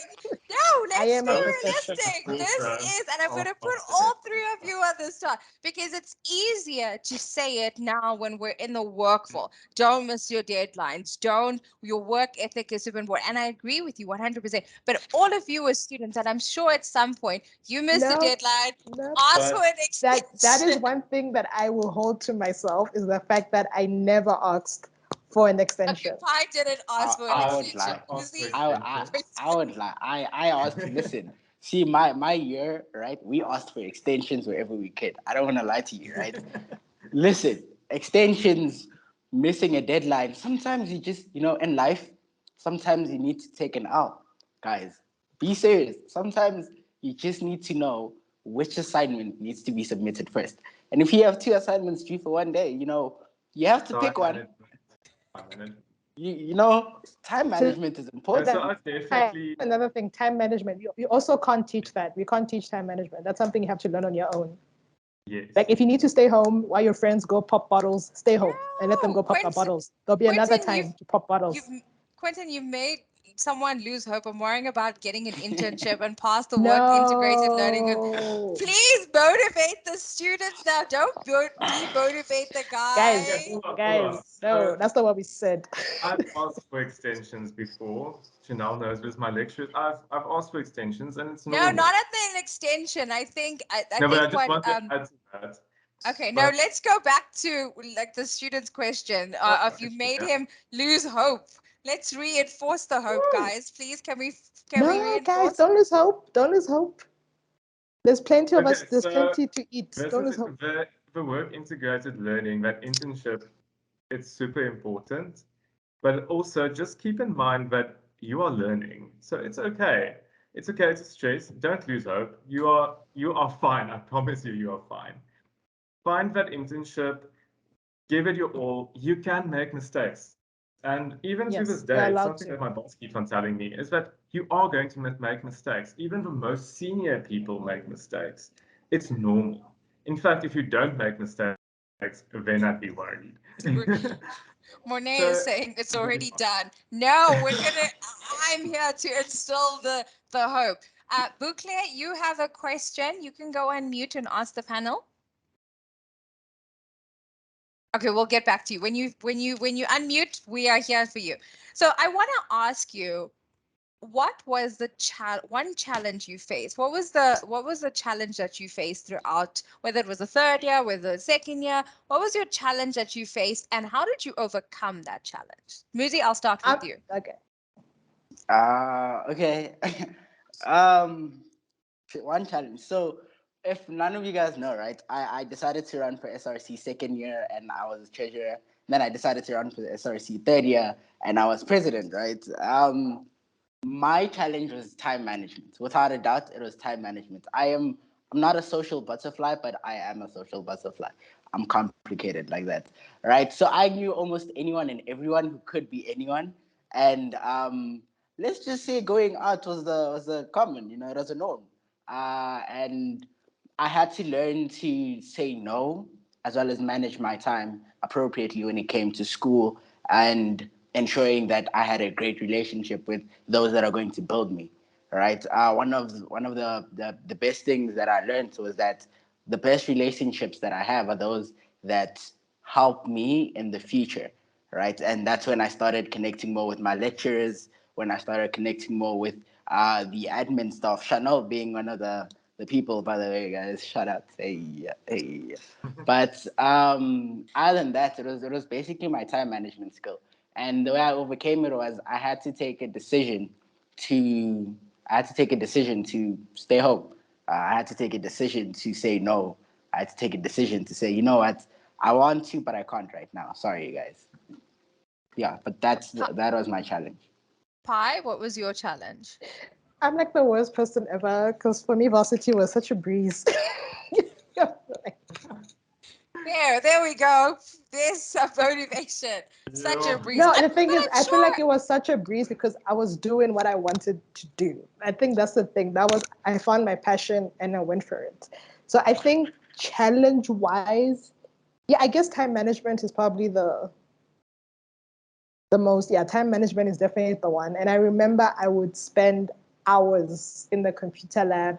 And I remember when, I'm not going to say who, but there was one lecturer that took the students out, the third years, out for an outing to Wits because he wanted them to see the campus just in case they wanted to apply for the honors. And then I was like, no, I'm not going to go because I have assignments to do. So I think that type of, yeah, that was probably a challenge having to step back and just be like, no, there's some things I cannot do because I need to focus on my assignments. I need to be able to meet those deadlines.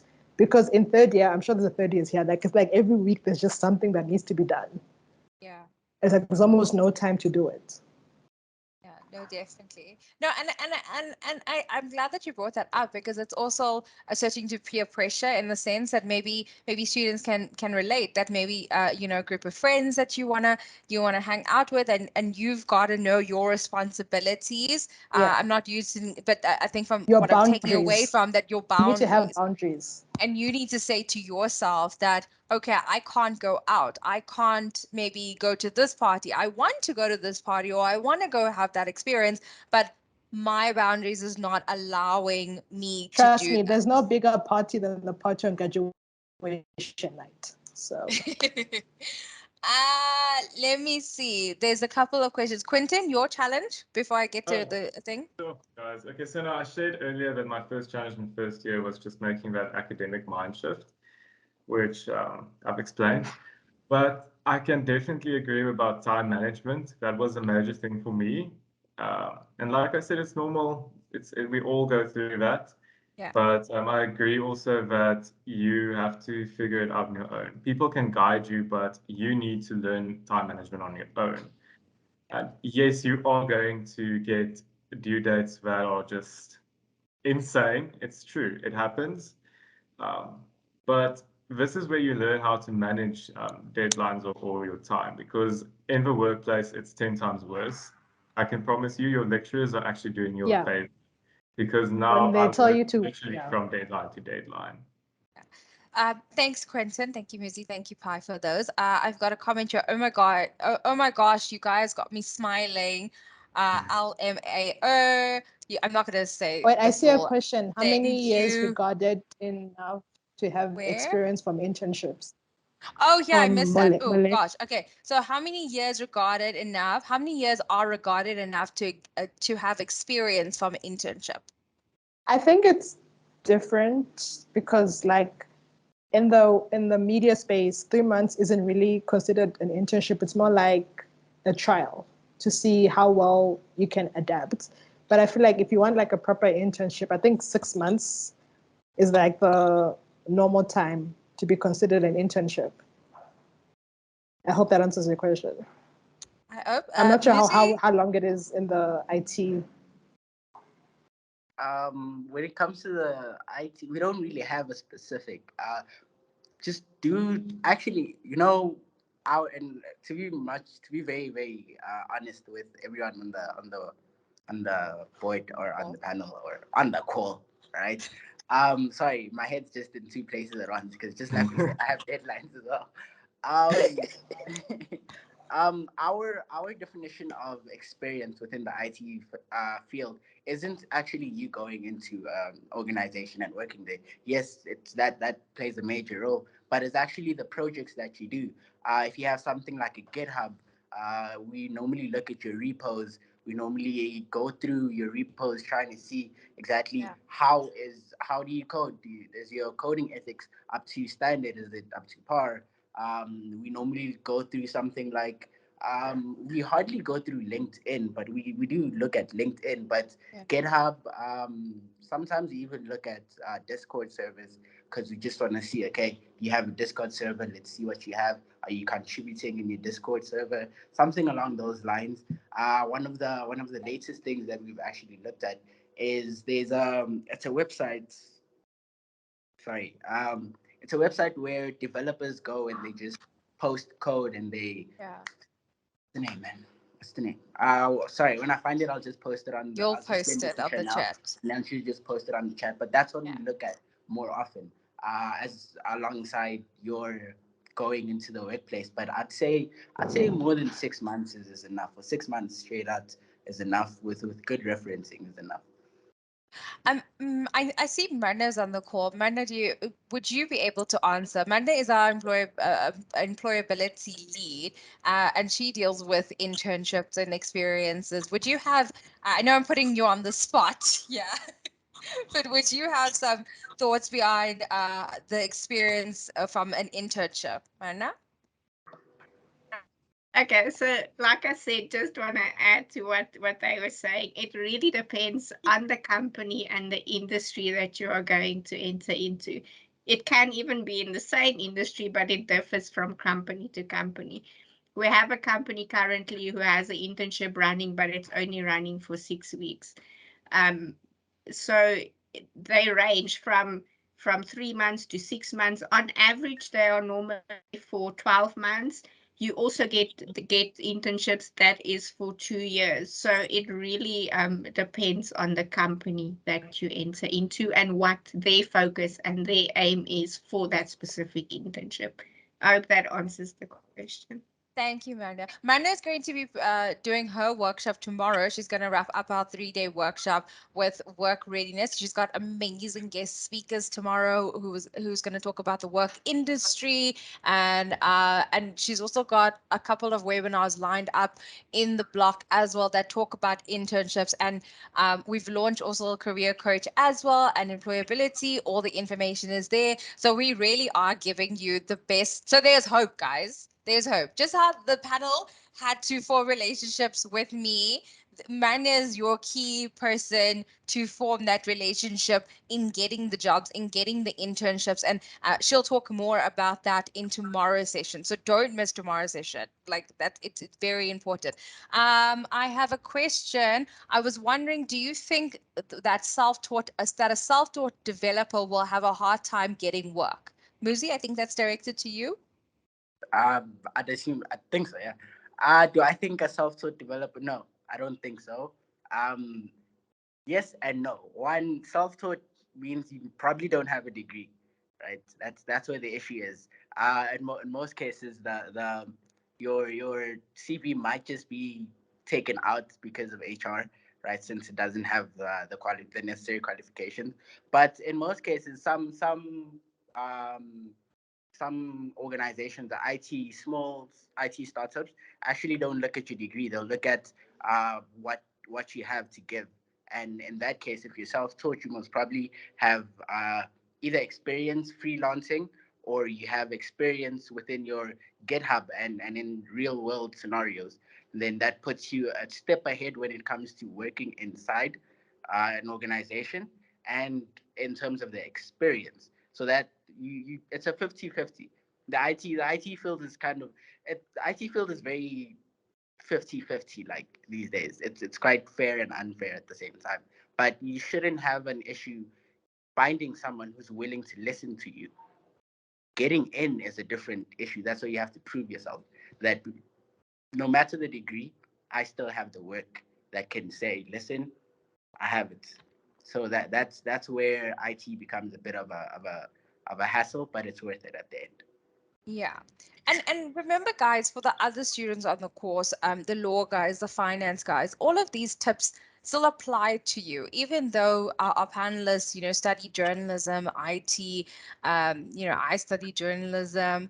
It's the simple things, your work ethic, your time management, how you conduct yourself, the relationships that you form in university, these things all add up to it.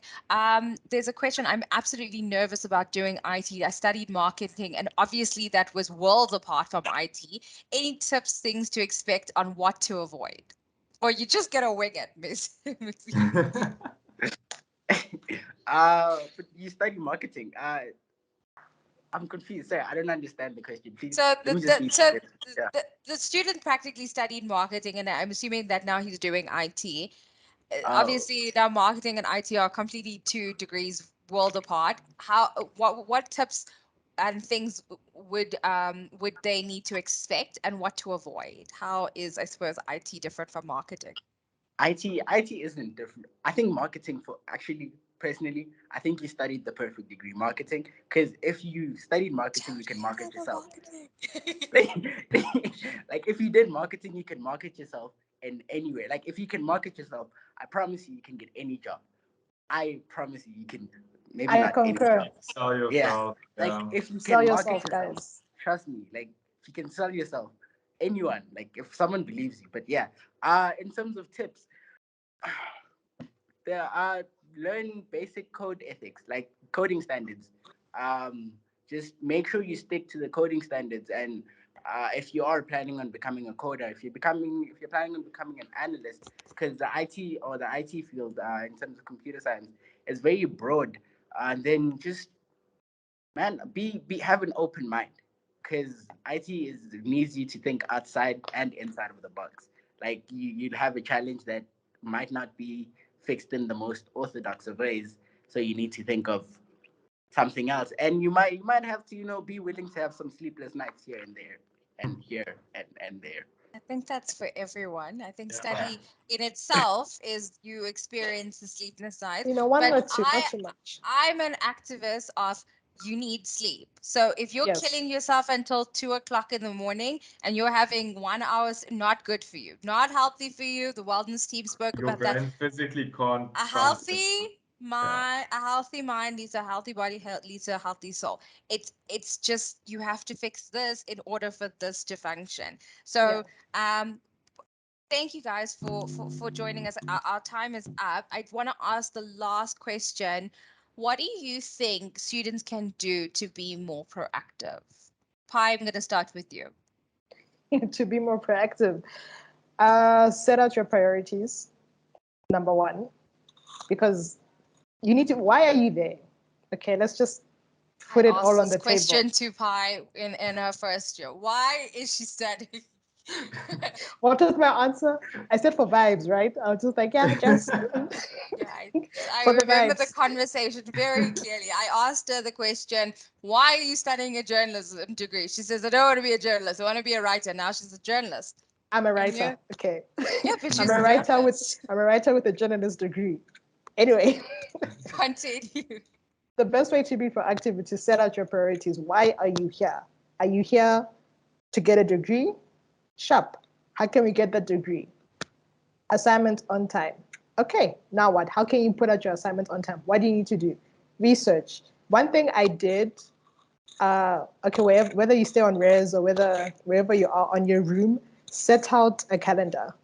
Literally put out a calendar on your wall, and then on each date, write when a test is, write when an assignment is due, write when an exam is about to happen, write when the study break is. So then when you wake up, look at that and figure out what needs to be done, where and when and why. That way you can start your day off knowing what you need to do. And it's easier to, like, once you have your goal on that wall, it's easier to work towards it. Pi's like connection is Ask like, yourself why you're here and set out what you need to do. Oh, there we go. can you No, see you're me? back. Can you No, see you're my back. hands? You're back. Yes, you're back. Okay, did you hear me clearly? Yes, priorities, calendar, set your goals on why you are here and what you need to do. Yeah, pretty much. That's it. That's the best way to be proactive. Thank you, Pi. Is there any And questions boundaries. Set your and boundaries. boundaries That's and boundaries one and thing. boundaries? Is there any questions, guys, for Pi? I know she has an interview, so I'm going to let her drop off, and then I'm going to let the two gentlemen on the call to answer the next questions. Are there final questions? Going once, going twice, Going twice. nothing. Okay, everyone is loving like music. All the music, like all the computers. Clearly, all the German students are perfectly fine. All the German All the German students are students are perfectly good. good. Thank you, Pi. I really appreciate taking the time Thank you. to chat to us. Have a See you good next day. time. Bye. Bye. Quentin, no, Muzi, I'm gonna go to you. I think also you're pressurized for time as well. So Muzi, your advice on how students can be more productive, and then I have two questions for you. In terms of productivity, I'd say time management and willingness to think outside of the box, right? So when it comes to any subject, anything, being open to taking in new information and old information and just trying to like alter it so it can fit into the new place, as well as managing your time because that's what I struggled with more. But also interactions, man. Learn to connect with more people that are not just within your field, but those outside as well. Yeah. Thank you, Muzi, for that. There's a question here before I get like shot at. May I ask why you chose to study computer science versus any other tech degree, e.g., information technology? So, and computer science is the combination of almost all tech degrees at once, right? Everything from becoming a business analyst to information technology to what other one is there? To robotics Yeah. to AI to an extent, all right, is all included within the computer science degree. And it also gives you a basis not only to understand technology, but technology within the business and how it connects the entire world. So that already puts you in a mindset where you not only think about technology, but technology and how it should improve the lives of people and the business. And it's like you're studying multiple degrees at once, depending on what you major in. In my case, I majored in information systems. All So right, that's great that. stuff. I hope that answers your question. And then Muzi, again, last question before I let you go. What tips would you give to someone who's studying data science? Is that someone who's studying, you're studying the best degree that exists in this day and era right now. Uh, One, that I'm gonna compliment you for that, and I'm also gonna say, I give you props, man. Honestly, hit me up anytime. Like literally, just I'll give Chanel my number, or just ask Chanel for my number. You're doing the best. You're doing the best degree by far right now. Um, Jump onto, so if you have a Discord or if you have a Discord account, or if you don't have one, get one please. Jump onto a few Discord accounts. I don't know if I'm allowed to share Discord account, Discord groups here. Am I? Send it to me and then I can forward it to the IT lecturers, I suppose. Okay, sure. I'll send it to you then. Yeah. But jump onto those. It's specifically data science based groups that'll one assist you in understanding data science more, how data science works, and all of everything around data science, and also get comfortable with seeking help from things that you might not seek help from. So that would be something like, if not your lecturers, it would be someone who isn't doing IT actually, because you'll find with data science a lot of your processes revolve around you needing to understand what other people do before you can actually understand how to use it within your field, right? Yeah. So that I'd say get comfortable with speaking to other people as well. And then last question, I'm so sorry. Is software engineer a great path to start if you did not have it in school? And tips for software engineer. If I choose it instead of CS, I don't know if it's a good idea. It's a good idea. You don't need back school background basis to start with any IT. You don't necessarily need a school background basis to start with any IT skills. You just need to be passionate about it. Um, is it a good? Yeah, it is.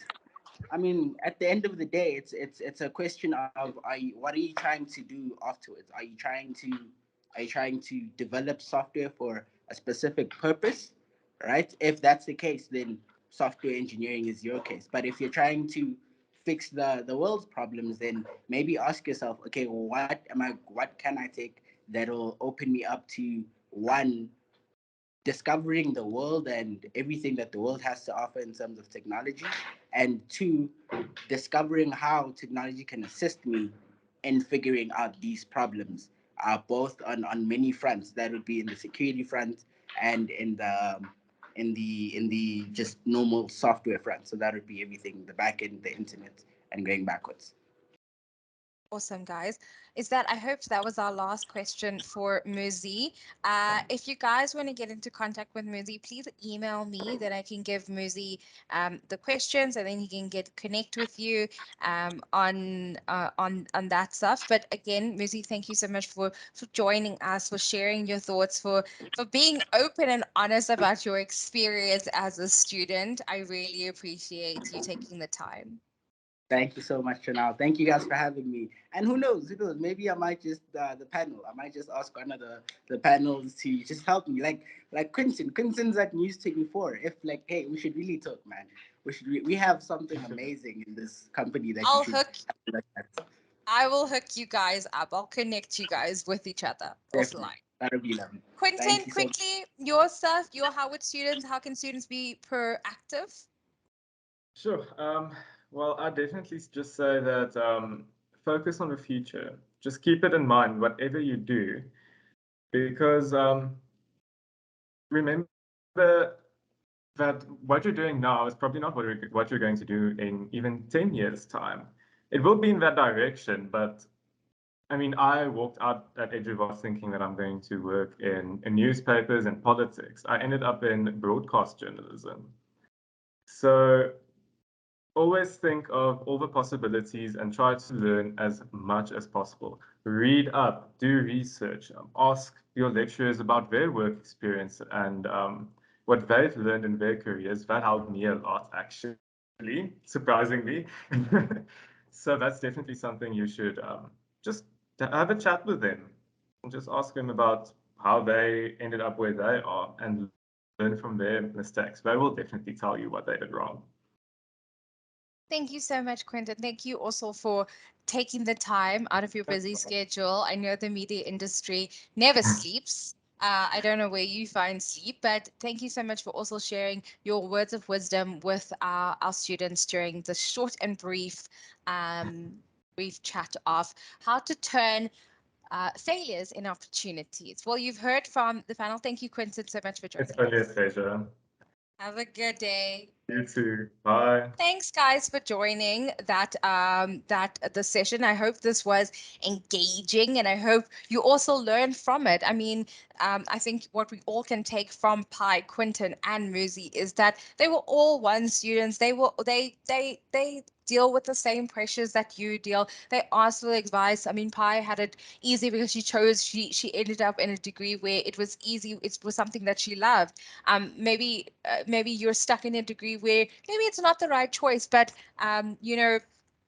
finding, it's just about finding your passion. Also, you heard from Dr. Peter earlier, he spoke about that when you are trying to search for your goals, let it come. And I really do hope that you guys took away the important key notes from the panelist, and their experience when they were on campus, and just to let you know that you're okay. You are perfectly normal. You are going through the same experiences they are, chasing the deadlines, fighting, the hassles of being a student. But ultimately, you saw from them that they turned out okay. They graduated. It's hard in the industry. It's hard work. But I'm sure in tomorrow's session, Marna's going to give you amazing tips on work readiness, how to go from, the internship questions. You heard from an academic point of view, and we threw in a little bit of work readiness here, but it was also just to show you that just reflecting on alumni, just reflecting on students that have been here, who have studied with us. They spoke about how important your lecturers are, how important the relationship you cultivate with that. So for the third years on the call, for the second years on the call, when you go into your online classes, speak up. Like you saw, I saw one of the students on the call said, I love how the fact that we're also comfortable with each other. It's because it's the relationships that we formed while they were students. You get to know your lecturers, you learn from your lecturers. And I really do hope that the session provided you with the insightfulness that you need to motivate you in kicking off your block 2 next week. Dr. Shandu, she is going to be, she's a senior lecturer at UNISA. She's going to be talking through to us about academic writing, the struggles, what you need to know, all the tools and techniques that you need to know for your assignment. So Dr. Tuli is a senior lecturer in English and technology at UNISA. She has written a variety of various publications, including her recent article where she explored navigating online teaching in the time of COVID-19. She is passionate about education and enhancing English vocabulary in online distance learning. So Dr. Tuli, thank you so much for joining. Academic writing and the struggles of, do you know how to write? I'm sure, everyone, I've been a student, she's been a student, all of our students on the call has experienced the challenges, the struggles of assignments and research, and she's going to basically take you through on how to better your skills and why academic writing is really important. So, Dr. Tuli, do you want to share from your side? Yeah, sure. Okay, great stuff. And then you can take it away. Okay, all right, great. Thank you so much for that introduction. I'm really happy to be joining you today, and I hope the background noise is not too much. I just had to move offices to get a place that's a bit more quiet than my usual office. We can't hear any background noise. Yeah, awesome. Yeah. Okay, great. Thank you so much. Right, so today we only have 45 minutes, right, for this presentation. So of course, yes, yeah. It's just going to be more of an overview of what happens in academic writing and academic language, and we won't really have time for a lot of exercises and activities that we would normally do in such a workshop. So I'm hoping that what we do today is more of an awareness raising kind of presentation, where we draw attention to some of the issues that affect our academic writing and stuff that we want to think about. All right. So, in as much as I love giving activities during my presentations, I'm well aware that in 45 minutes we won't be able to actually do that. So please take this presentation as more of an awareness raising exercise. And then after this presentation, then you can read up more on some areas or try to improve some areas. Is that okay? Can I get a thumbs up? Are we okay with that? Great. Okay. So please help me. When I ask for thumbs up and everything, you can just put a thumbs up on the chat or just a thumbs up reaction or just the letter K. I'm happy with that. I don't mind. All right. Chanel, is it okay if I switch off my my video now? Yes, Or do perfect. you want me constantly like in your face? All good. Okay, just quickly switching off my video now. All right. So what we want to do whenever we talk about academic literacy today, we just look at introduction to academic reading and writing. And I'd love for us to just have a look at the differences between spoken and written English. And then we will visit reading and writing in academia. And then we'll have a few minutes dedicating to CALP and BICS.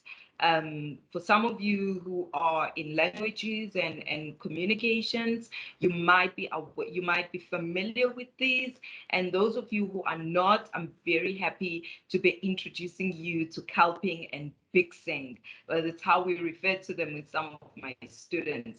I have to say that some of the stuff that we'll talk about today are things that will take you from undergraduate to postgraduate at honors level, master's level, and even doctorate level. So if you grasp it now, these will help you as you proceed with your studies.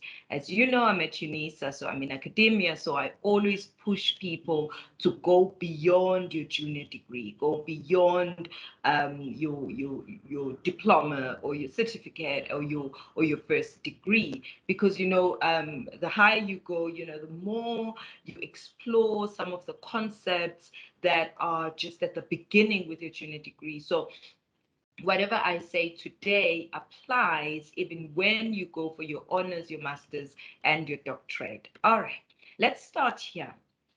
Whenever we talk about academic literacy, I know that at university we tend to focus on writing. Why? Because it is in writing that we are able to gauge, right? As your lecturers, as your tutors, it is in writing that we're able to gauge your competences. It is in writing, and writing here would be in sentences, it will be in graphics if you are in computers, it will be in code if you are in coding. So writing is a productive skill, hey? Right. So whenever we talk about language, we have receptive skills and we have productive skills. Receptive skills are those skills that we use to receive information. So here, think about your listening. As you are listening to me now, you are receiving information. Think about reading. When you read, you are receiving information. And then productive skills, those are skills that you use to produce information. So let's think about your speaking. Let's think about your writing. So when you write, then you are producing information that has been previously stored through your receptive skills. So for you to write better, whether in sentences, in prose, in code, in graphics, for you to produce, you should have received adequate information for you to put together something to produce. Now, let's think about vocabulary. Simple case of vocabulary. For you to speak, to write, and to use vocabulary adequately, you should have read, you should have listened to vocabulary. I like to use the analogy of a bank account. Okay, so when you have a bank account and you deposit money. You allow your bank account to receive money. You deposit money, whether that money is from your parents or your sponsor or wherever it comes from, doesn't really matter. What matters is that you have deposited some money. Now, when you want to withdraw money, to use that money, what do? You can go to an ATM. For those of you who believe in cash, you can use your card to swipe. And as you are drawing from what has been deposited.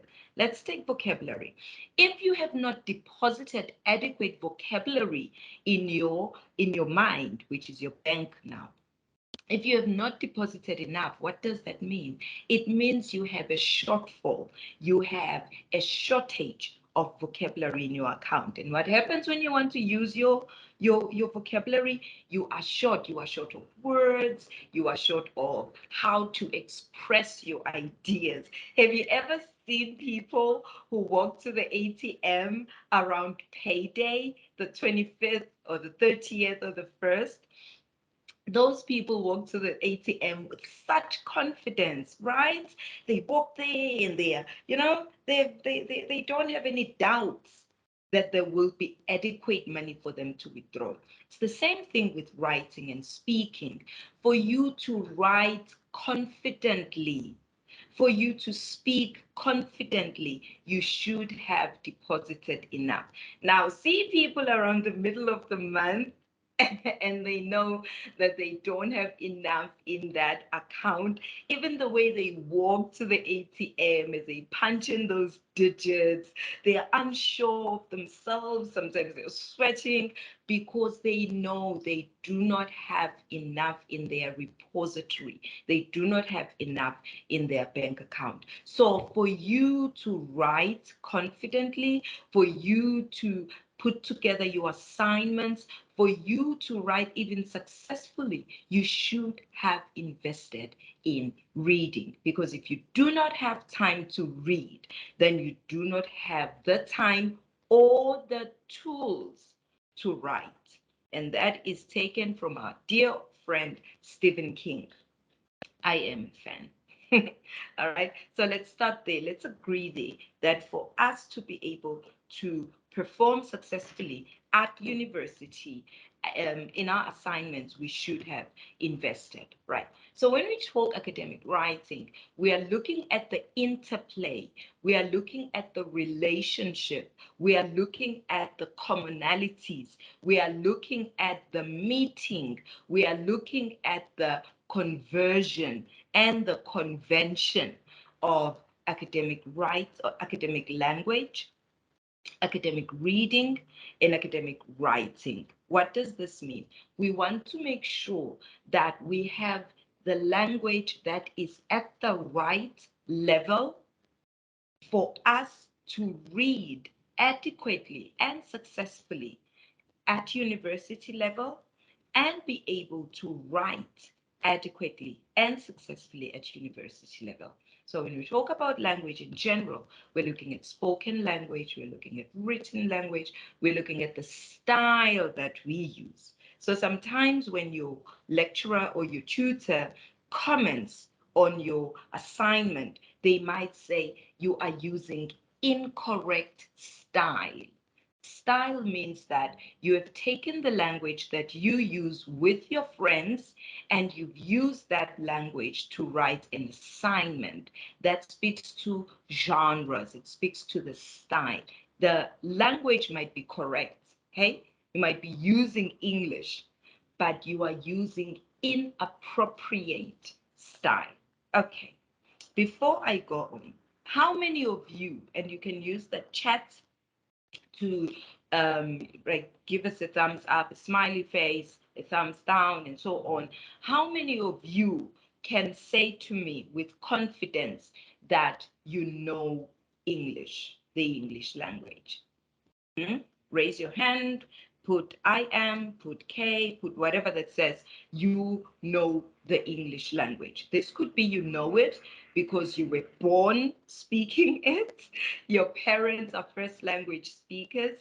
It could be you know it because you have been using English since you were young. Okay, I see these thumbs up, Zia, Monet, other people. So, oh, Monet's thumbs down. Okay, Monet, I see you. Amora, Kay, all right, other people? Okay, Michaela, right. Okay, so we have quite a few people um, who are confident that they know the language English, right? And I think this is the problem then that that we're faced with when we come to university. You've been using English since grade 1, so you have a good solid 12 years of using the language. If you are a first language speaker, you've been speaking the language English since before you were born for some of us, right? So you're pretty confident that you know the language, and Litabo, you understand it. So that's great. And then you come to university and you write an essay and someone marks you wrong and says you need to improve your language. I mean, what do you mean I need to? I know the language. I listen to Radio Metro. I listen to 702. I read newspapers in English. I read the Daily Sun. I don't know if any of you read the Daily Sun, but I understand English. So what do you mean I'm not doing it right? Okay. And what that person means most often is this: they are referring to style. It's a matter of stylistics, it's a matter of genres. So, usually, when we say we know English, we are referring to spoken English. And then when we come to written English or a formal variety of English, then that's where we get into trouble. I mean, it's the same thing with me and my Sepedi. I promise you, sometimes I'm confident that I can speak Sepedi and, I do my thing. But I know if I had to take a first year course in Sepedi and I have to write it in a formal academic context, I know for a fact that I would flunk it. Getting a 10% would be too much, right? But that is because when we say we know a language, we usually refer to the more informal version, to the more informal style of language. What do we mean then? What are the differences between spoken and written English? And I need us to distinguish between these two because most often than not, these are the problems we get when we mark assignments, when we mark even at master's level. You read a dissertation, even at doctorate level, you're examining a doctoral thesis. These are the common errors we get in student writing. So, spoken English or a more informal variety of English, we use flexible language, right? I mean, the accuracy of grammar is not that important. Have you ever heard people use words like, it's irregardless? If they agree or not, that's irregardless. We all understand what that person is saying.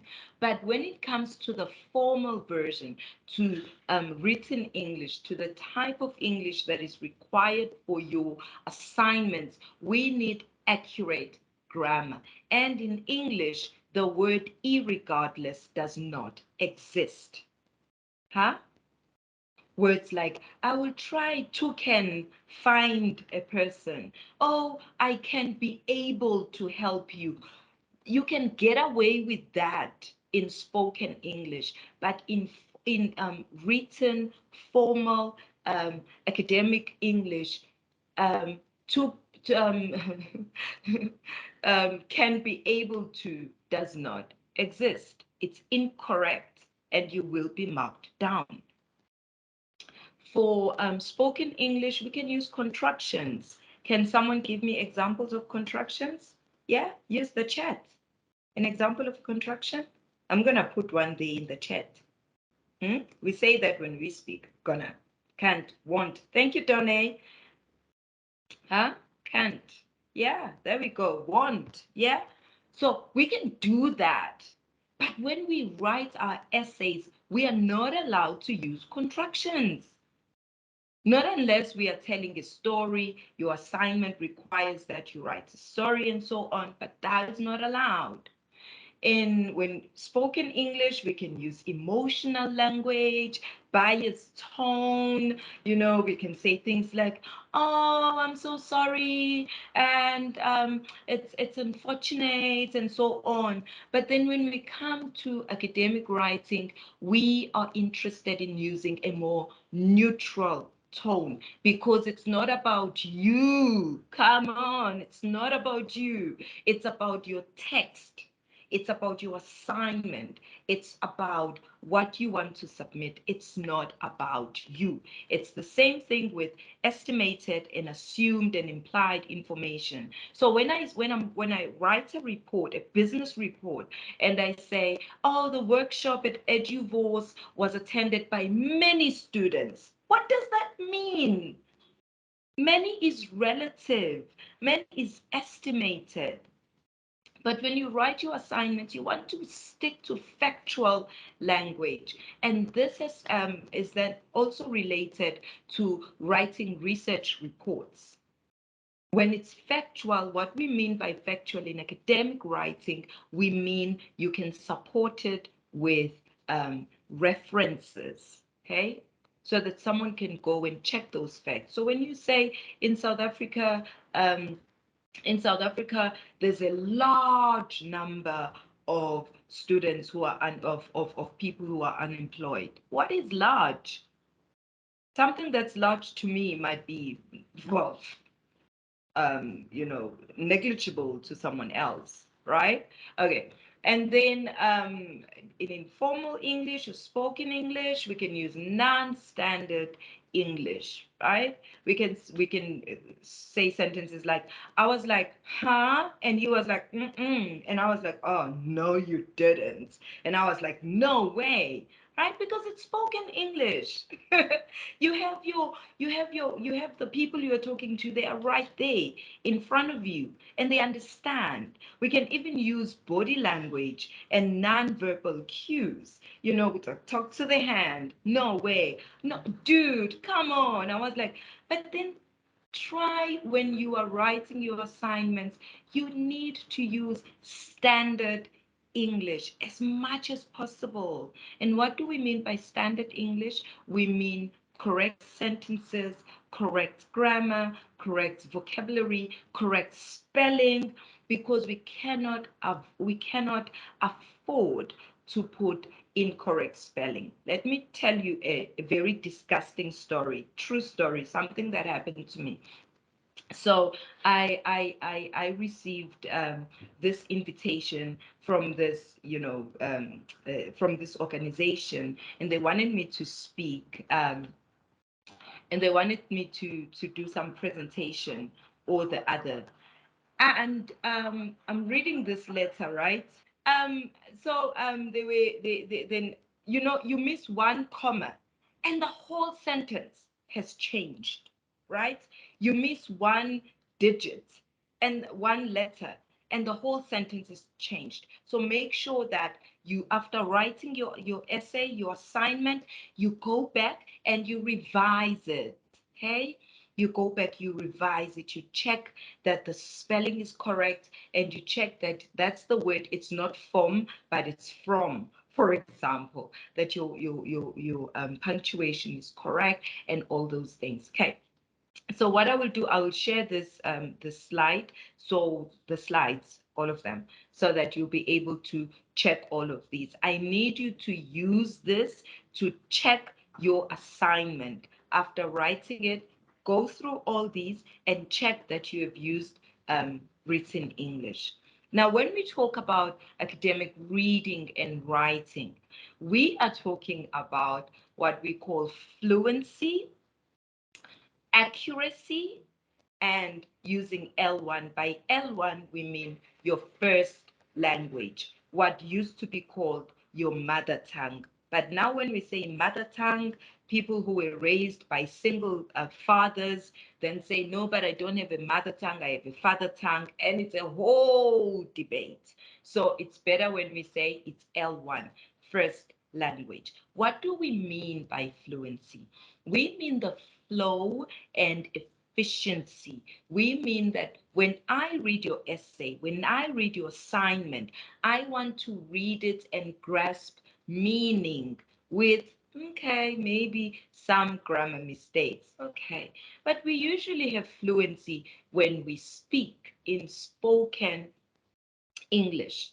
It flows, right? You know, when you listen to a person, you grasp the meaning. There's flow. You don't have to stop and ask, what does that mean now? I don't get it. That is fluency.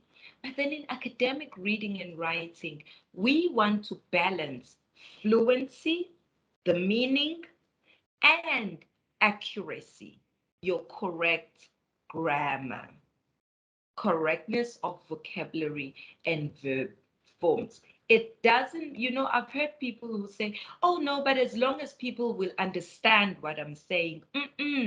Not in academic writing.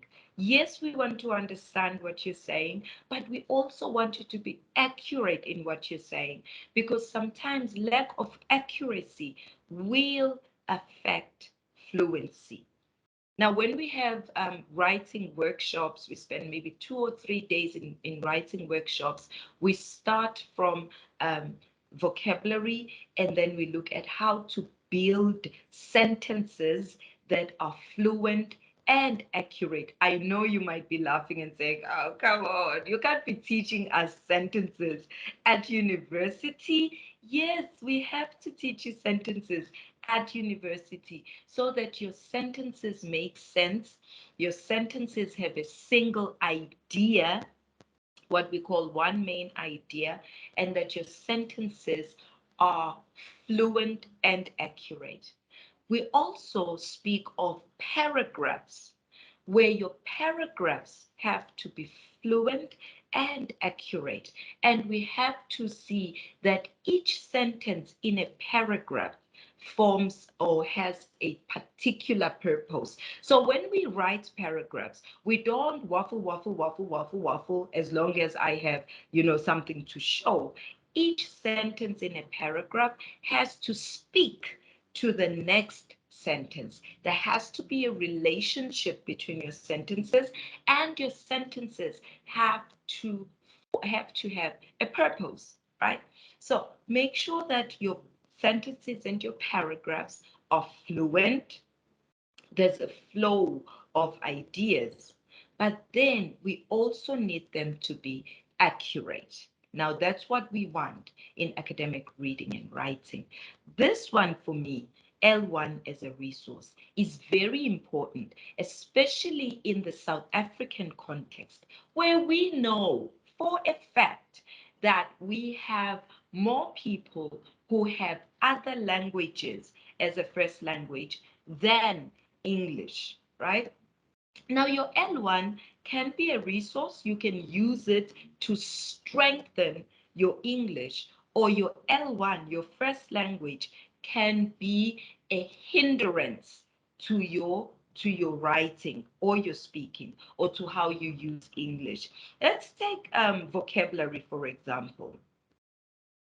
If there's a word that exists in your first language but does not exist in English, then you have a problem when you want to articulate an idea, you want to write something, because in your first language, this word exists, but in English, no, we don't have it. Okay? Can you think of a word like that that exists in isiZulu, in Sepedi, Setswana, French, Chitsonga, but then you don't have it in English? Think of those words. Can you think of one? Can you type it in the chat? A word that exists in English, in your language, but then not in English. I can give you one from isiZulu. In isiZulu, there is a difference between umlenze, umqondo, izitho, right? And in English, there's only one word for all of these three words, and that word is leg. In English, you have a leg, but in isiZulu, a leg can be umlenze, right? Just your normal leg. It could be umqondo, very, very, very thin legs. In isiZulu, would say that person has imqondo. And then we have izitho. In isiZulu, when you have big, thick legs, you can have, we say, well, unezitho, right? Now think about your assignment, right? And you're trying to write this assignment, and then you want to describe, hey, you want to describe that someone had imqondo, right? So now you're scratching your head because you don't have one word in English for that, okay? So this is how now my first language is interfering with English. Okay, I can see Mantashing. Mbuso, what? I don't even know what Mantashing means.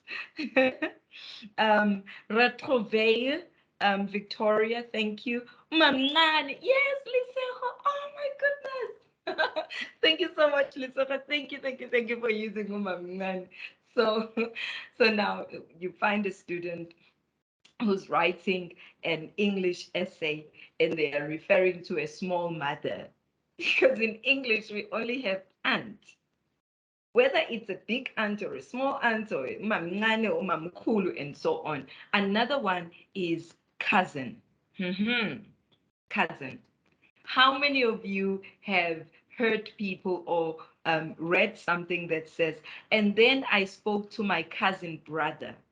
We've now taken cousin brother. Cousin brother does not exist in English, but because in isiZulu we have umzala wami ubhuti and so on. So now your L1 is interfering with your writing. So instead of it interfering, see how you can use that as a resource. Use that to push you to read more, to increase your vocabulary so that your L1 does not interfere with your writing.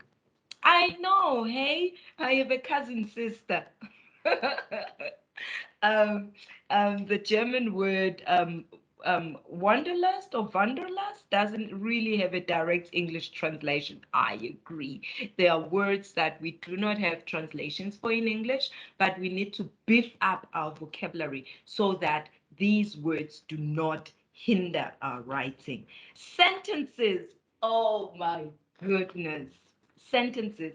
In English, we have the SVO arrangement of sentences. And I apologize to those of you who drink alcohol out there, because as soon as I say SVO, others get thirsty. SVO stands for subject, verb, object. This is the sentence in English. Your English sentences will begin with a subject, and then they will have a verb, and then they will have an object. I teach English. Subject, verb, object. I love meat. Subject, verb, object. Students write assignments. Subject, verb, object. But when you have a first language that has maybe a VSO or a VOS arrangement, like I think there are other languages out there. I'm not too sure about. Yes. Think of those languages where people start with the verb. For example, in isiZulu. In isiZulu, while you have umama uyakhuluma, sometimes you have the verb starting first. For example, uyakhuluma umama. So make sure that you are aware of the sentences. And in isiZulu, you can have a whole sentence being one word. Then we have a problem. In isiZulu, ngiyakuthanda. It's one word. Hey, ngiyakuthanda, ngiyakuzonda. It's one word. But then in English, that will be 3 words. I love you. Different words. So now when you have to write English sentences, now that comes in. And so be aware of those sentence differences. Footstools. Oh my goodness. Yes. All right. And then we have grammar rules. This is where we encounter problems in academic writing. These grammar rules, because they are not the same. Let me give you an example. In isiZulu, our pronouns are not gendered. So it's umama, ubaba, usisi, ingane, yes. So whether it's male or female, it will always be u. And that is why then most people who speak Nguni languages will struggle with the gendered pronouns he and she, and then they will end up mixing them up, not because they don't know English, they do, but the first language is interfering. How many of you then will listen to someone talking, or you write your essay and then you end up mixing those he, she? By pronouns we mean he, she, him, her, huh? Who, whom. Oh my goodness, then they would say, to who am I speaking? No, no, no. To whom am I speaking? And this is ngikhuluma nobani. Whether it's who or whom or her or she or him, right? Now that now gives us a problem. Hey? Then you say, oh, my mother is so beautiful. He loves to cook, right? And then you see people looking at you like, what is going on? That's because we don't have these gendered pronouns in isiZulu. In French, now someone who is French, right, whose first language is French, they have the opposite problem, because in French everything is gendered. Okay, the bag is female, the house is female, la maison. The house is female. When you're talking about the house, it has to have the she gender pronoun. It's la maison. Okay. And then, so all of these things, others have, they are female and others are male in French. Now, when you, as a French person, now you are writing in English, you feel like you have to have, every word has to have a pronoun. Now, how do you say, instead of saying the curtains, you say he curtains? Now, in French, you have a different problem. Here's another one.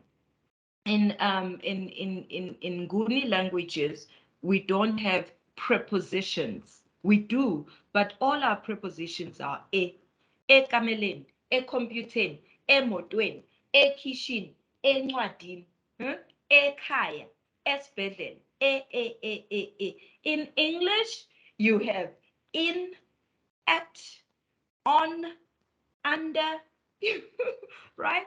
And then have you ever found yourself trying to write your assignment and you're not sure whether you have to say, my brother is in the hospital, at the hospital, right? Have you ever found yourself thinking, okay, is it in or at? Is it on or in? So you find a student saying, in university, and you're not sure whether I have to say in university or at university. Huh? Where's your book? In the car, on the car, right? But that's not because you don't know English. That's your first language impacting or interfering. And tenses as well. Tenses in English are different from isiZulu, Sepedi, Chitsonga, and you have to forgive me, ladies and gentlemen. My first language is isiZulu, so I'll keep going to isiZulu. You know, Shona. I don't know much of Shona, but you know, grammar rules are different. In isiZulu, I believe we have many tenses for the past tense than we do in English. We have inkathi edlule, inkathi esanda kudlula, inkathi ekade yadlula, right? In English, we have the past tense, the simple past, the past perfect, the past continuous, the past perfect continuous. So as you try to write, then your first language, someone made an example of German and Spanish, right? Having gendered pronouns. And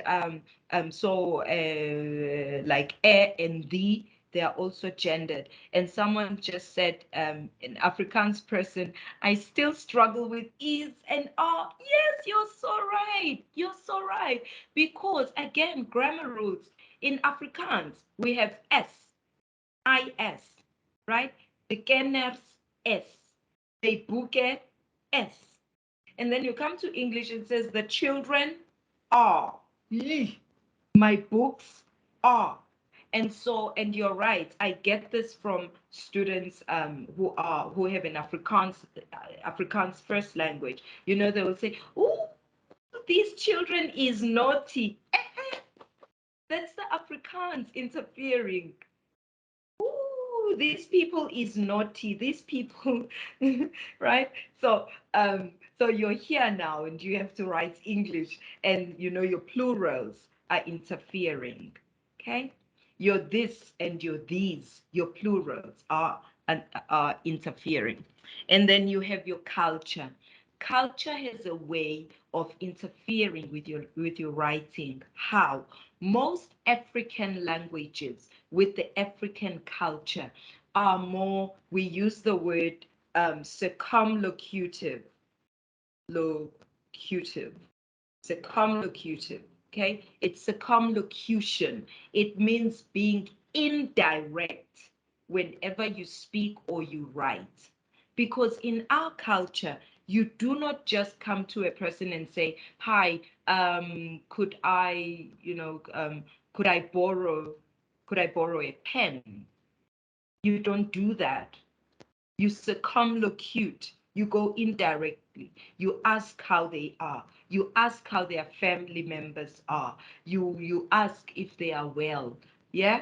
And then you talk about the weather. You talk before you get to the point. It's indirect. Our languages, most of our languages are indirect. And now this affects us even when we write. And to say, as you write, your sentences, they start there before you get to the point.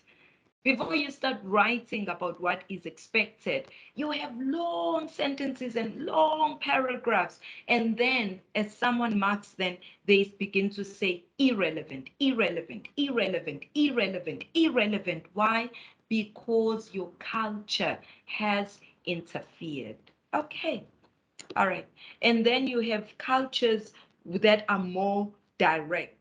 And this doesn't mean you don't know English. It's just the cultural variations. Okay. We've spoken about fluency. We've spoken about accuracy. And then as we try to write, as we try to articulate our ideas in academia, we have something called BICS and CALP.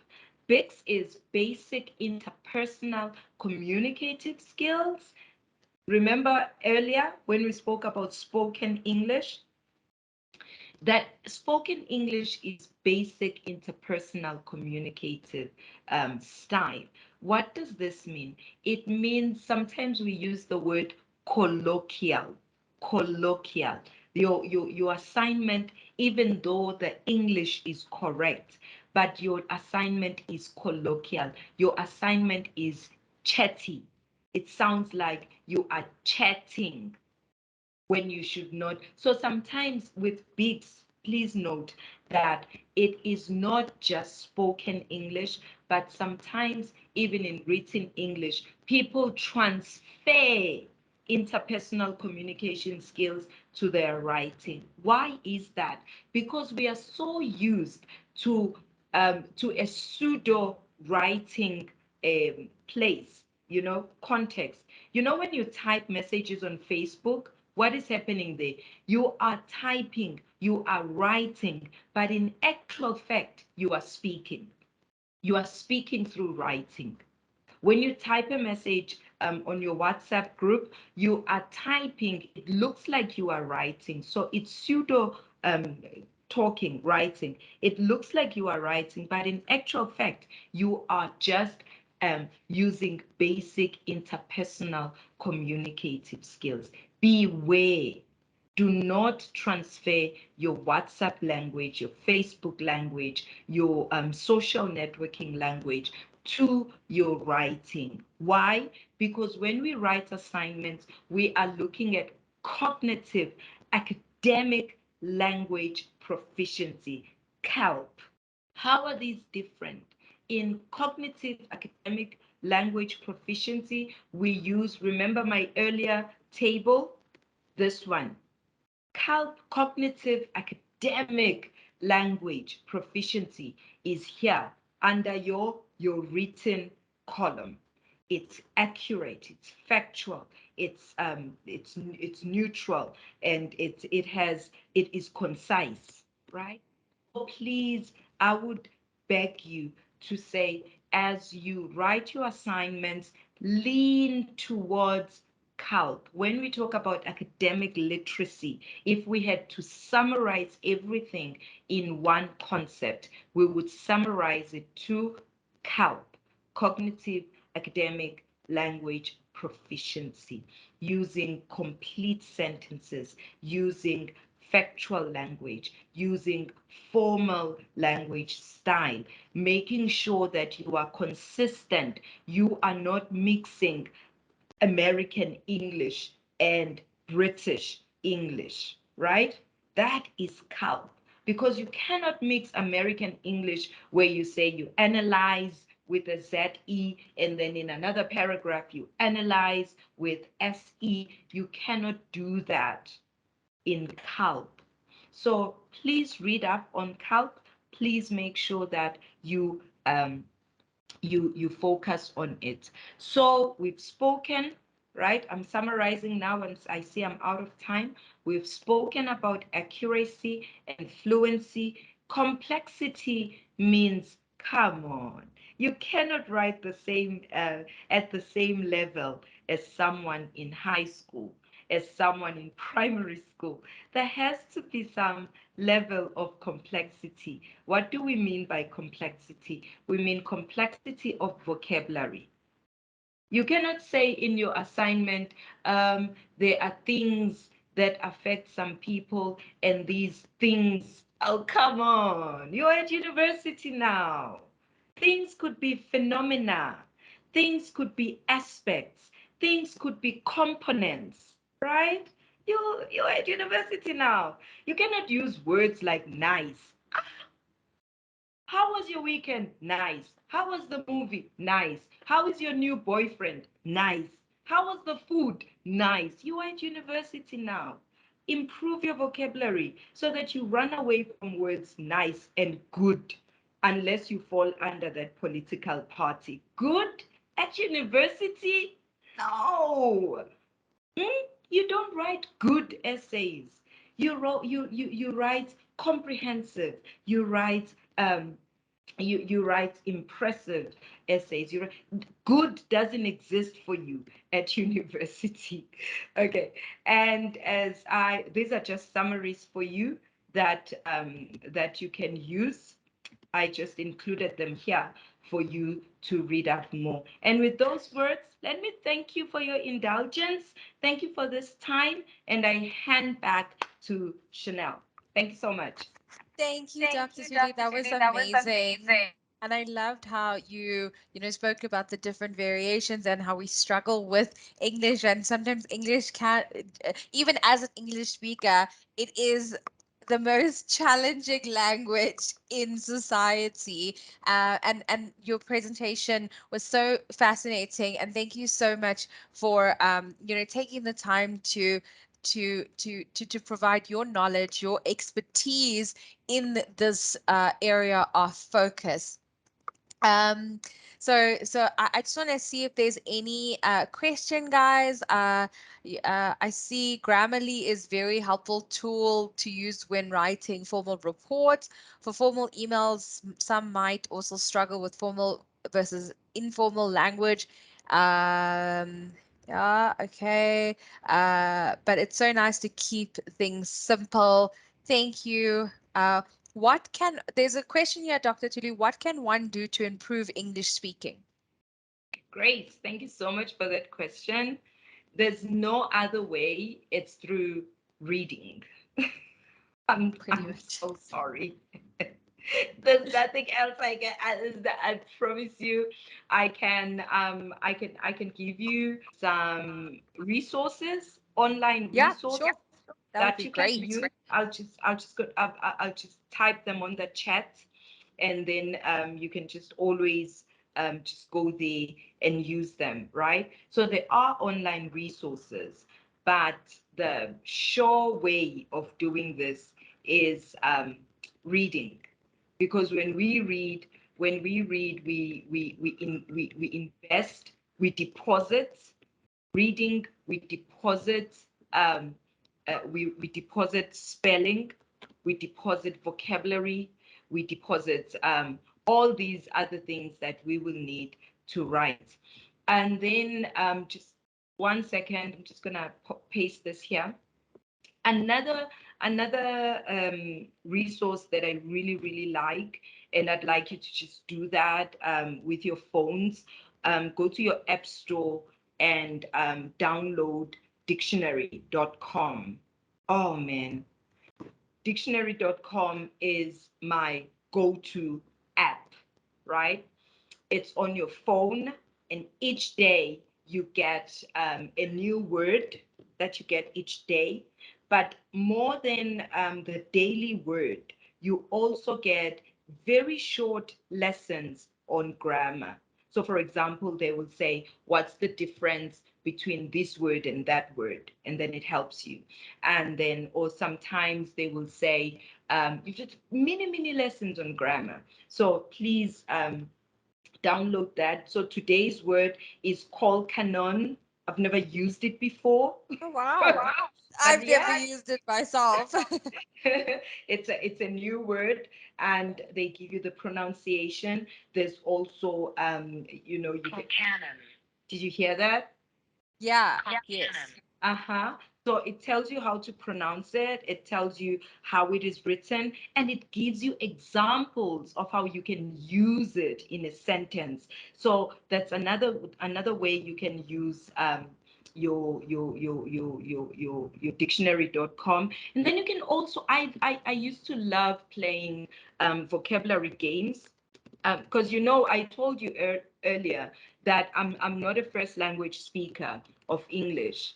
I'm a learner of English. But then I was just so fascinated with English. And then I ended up majoring in English at junior degree. I took it up to honors, I took it up to masters, and I took it up to doctorate. I got the scholarship to go overseas and learn English. So I like it. So what used to help me was playing vocabulary games. Please do freerice.com. It is addictive, so you are warned. You play it, and it helps you to increase your vocabulary. And again, reading. Yeah. And Does can that I help? also Thank you so much, Dr. Tuli. Those are, I think I'm going to also utilize that. I've gotten into the habit of Wordle. So I do Wordle every single morning. It just allows you to guess the words, and it improves your language. So Wordle is my go-to every morning at 4 o'clock in the morning. It's a lot of fun. It's a lot of fun. Even my kids now, my children are really, but I have to Definitely. say my main addiction, my main fix is free rice, I'm especially definitely going to use that. yeah, because I can increase the levels and I choose categories. Sometimes I want to Yeah. challenge myself and get a category I've never done before. Here's another thing. While we are big on vocabulary because research says, well, you cannot do anything without vocabulary. We also want to, I need to emphasize that when we speak about vocabulary, we look at form, we look at use, okay, form, meaning, and use. By form, we mean spelling. By meaning, you need to know what the word means. And then use, we need to use the word appropriately, right? While we have 10 words that mean to look at, see, look, gaze, stare, there are words that might be inappropriate. So don't go for vocabulary just because it looks fancy. You need to look at use. And my final words, read stuff. And I'm using stuff, it's informal because we're chatting. Read stuff in your line of your studies. So if you're into computers, read a lot on that so that you get to see how people in your field articulate ideas, right? So you get examples of how sentences and paragraphs are articulated in your field. Thank you. Thank you, Dr. Tuli. There's a couple of questions. I don't know if we have time, guys. I know we're running 5 minutes. Just quickly, how can one increase English in writing whilst not being bad on speaking? So how does one improve their writing skills in English? Writing. Remember, receptive skills, productive skills. More reading helps you with your writing. More listening helps you with your speaking. And then there's a question: when writing emails, is it good to keep it simple, or should the language be formal despite whom the email is being written to? That's a whole new workshop chat. altogether where we talk about audience and purpose. When we write, we need to be aware of audience and purpose, and that will determine how formal we are in that continuum of formality. Right? And so your audience, you're writing to Tuli, yay, how's it? You're writing to your lecturer, good morning. You're Different writing audience. all right, so audience and purpose. That's your key. Just a side question: is it English teacher or teacher of English? Depending on context. I am a teacher of English in a sentence, but then my label would be English teacher. All right, I think that's just rushing through these answers. No, I know. Thank you so much. Thank you so much. I don't know who stopped the recording. I didn't stop the recording. But guys, please don't stop my recordings. Okay, but maybe it cut off as Teams, like maybe I saw it did it yesterday. It cuts off at like 3 hours and then it goes into a different section.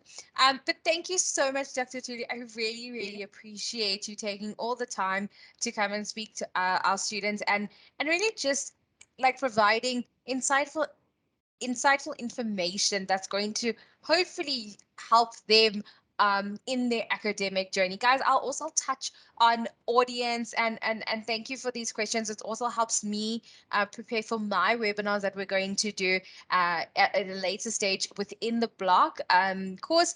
But once again, thank you so much, Dr. Tuli. I really appreciate you joining that. All right, guys. Thanks, everyone. Bye. Bye. All right, guys. So that concludes our session for day 2.